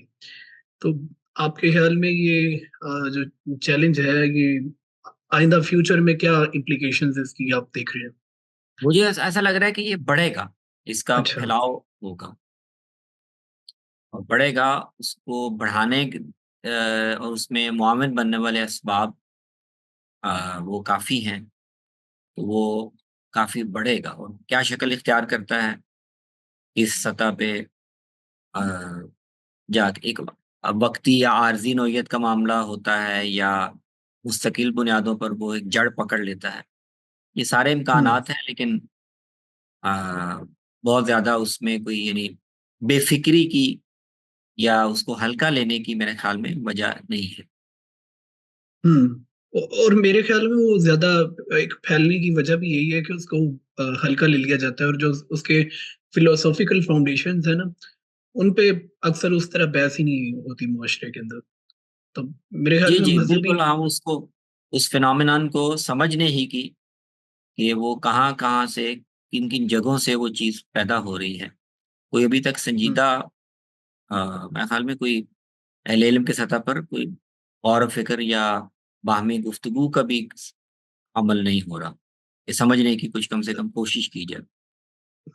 تو عمار صاحب اکثر آپ سے بھی پوچھا گیا ہوگا، تو جو ایک یہ سوال ہوتا ہے نا کہ خدا کو ہم سمجھیں کیسے، کیونکہ قرآن ہے یا سنت ہے یا ریلیجنز ہیں، وہ تو بعد کے معاملات ہیں. تو جو میٹا فزیکل جو ایک مین بڑا کوشچن کیا جاتا ہے نا، وہ اگر آپ شارٹ میں بھی، کیونکہ میرا خیال ہے ٹائم بھی تھوڑا ہے، تو آپ اگر اس کا ایڈریس تھوڑا کرنا چاہیں کہ آپ کی لائک اپنی کیا انڈرسٹینڈنگ ہے، آپ کس طرح اس چیز کو سمجھتے ہیں؟ نہیں، سوال کی جہت مجھے سمجھ میں نہیں آئی. یعنی اللہ انڈرسٹینڈنگ اچھا، جی خود اللہ تعالیٰ جی کو ہم کیسے، نہیں، میرے اپنے نقطہ نظر سے تو اللہ تعالیٰ نے اصل میں اپنے تعارف کے لیے اور اپنے تعارف کو دنیا تک پہنچانے کے لیے خود جو طریقہ اختیار کیا ہے، اسی کو ہمیں سمجھنا بھی چاہیے اور اس کی اہمیت کو اجاگر بھی کرنا چاہیے. اور وہ ہے کہ اس نے نبیوں کی ایک روایت قائم کی. یعنی کائنات اس نے بنا جی دی ہے، اس میں شواہد سارے رکھ دیے ہیں. لیکن اس کے باوجود آ، بیشتر تاریخ میں انسان خود کائنات سے، اس کے شواہد سے، ان سے اللہ تعالیٰ کی جن صفات پر روشنی پڑتی ہے وہ ان تک نہیں پہنچ سکے نا. ہوں آ، شرک پیدا ہونے کے دوائی اتنے زیادہ ہیں اور دوسرے توہمات میں ڈالنے والے ہیں کہ وہ زیادہ تر انسان توہمات ہی رہے ہیں. تو اللہ تعالیٰ نے اصل میں اپنا تعارف انسانوں کو جو کروایا اور جو ہم تک پہنچا وہ کیسے پہنچا. ہم میں سے کوئی بھی کائنات پہ اس طرح غور کر کے اور فلسافیکل راستوں سے تو نہیں پہنچا خدا تک. ہم تک وہ انبیاء کی قائم کی ہوئی ایک روایت کے ذریعے سے جو تاریخ میں پیدا ہوئی، پھر ابھری، پھر مستحکم ہوئی، پھر پھیلی، اور وہ ذریعہ بنی ہے دنیا کے لوگوں تک خدا کے تعارف کو پہنچانے کا. تو جی ہسٹری میں یعنی کائنات کی طرف بھی اس نظر سے دیکھنے کا اور کائنات کو اس زاویے سے دیکھنے کا کے لیے جو ہمیں جو یعنی بیس بنیاد ملتی ہے وہ ہماری یعنی انسانی تاریخ میں پیدا ہونے والا ایک عمل ہے. وہی ہمیں وہ زاویہ دیتا ہے. جی انبیاء کی جو روایت ہے ابراہیم علیہ السلام کے بعد خاص طور پر، اس نے کیسے اللہ کے تعارف کو، اس کے پیغام کو، اس کی تعلیم کو تاریخ میں مشہود کیا ہے اور اس میں قائم کیا ہے اور دنیا کو متوجہ کیا اس کی طرف. تو اس کو میرا خیال میں زیادہ اچھے طریقے سے، زیادہ سائنٹیفک طریقے سے اس کو پیش کرنے کی ضرورت ہے کہ اللہ نے اس طریقے سے اپنا تعارف دنیا کے سامنے رکھ دی. ماننا نہ ماننا دنیا کا کام ہے، لیکن خدا نے یہ اہتمام کیا ہے، کر دیا ہے کہ جو لوگ جاننا چاہیں، پہچاننا چاہیں، تو میری طرف سے ایک بندوبست کیا گیا. جی اچھا سر، ایک چیٹ میں بھی ایک سوال تھا، اس کو بھی شارٹلی آپ اینڈ پہ بس ڈسکس کر دیں، اس کے بعد ہم اینڈ کرتے ہیں آج کا سیشن. یہ ہمایوں مجید صاحب نے لکھا تھا کہ کیا حدیث سے کوئی نیا حکم یا نیا عقیدہ ثابت نہیں ہو سکتا؟ Please explain. نیا سے مراد اگر وہی مستقل بالذات ہے، یعنی کوئی ایسا عقیدہ جس کا کوئی ذکر اذکار قرآن میں نہ ہو، تو علماء کلام کا یہ اصرار ہے اور میں بھی اس کو صحیح سمجھتا ہوں کہ ایسا کوئی عقیدہ محض حدیث کی بنیاد پر عقائد میں شامل نہیں، وہ عقیدے کے طور پر بیان نہیں ہو سکتا.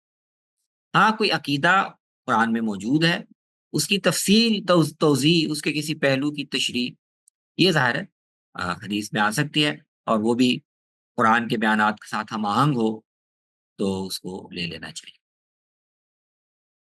بالکل کوئی انڈیپینڈنٹ عقیدہ، کوئی ایسا جس پر ایمان کا مدار ہو لیکن وہ احادیث میں آ گیا ہو، قرآن نے اس کو ذکر نہ کیا ہو، تو یہ یعنی اس راستے سے گریز کرنا چاہیے. اس سے بہت سے مسائل پیدا ہوتے ہیں، علمی بھی اور عملی بھی. جی عمار صاحب بہت شکریہ سر آج کے بہت سیشن کا. شکریہ کہ آپ نے اس کا اہتمام کیا. جزاکم اللہ خیر. جزاک اللہ سر. اور پارٹیسپینٹس کا بھی، پارٹیسپینٹس کو ایک بتا دوں کہ ایک ہمارے اور اسکالر کا سیشن ہے 21 مارچ کو ہوگا رات 9 بجے عامر غزدر صاحب کے ساتھ. یہ ایک سلسلہ ہمارا چل رہا ہے اسکالرس کے لائیو سیشنز کا گامدی سینٹر پہ. آج کے سیشن کے لیے آپ لوگوں کا شکریہ آنے کا. جزاک اللہ. اللہ حافظ. السلام علیکم.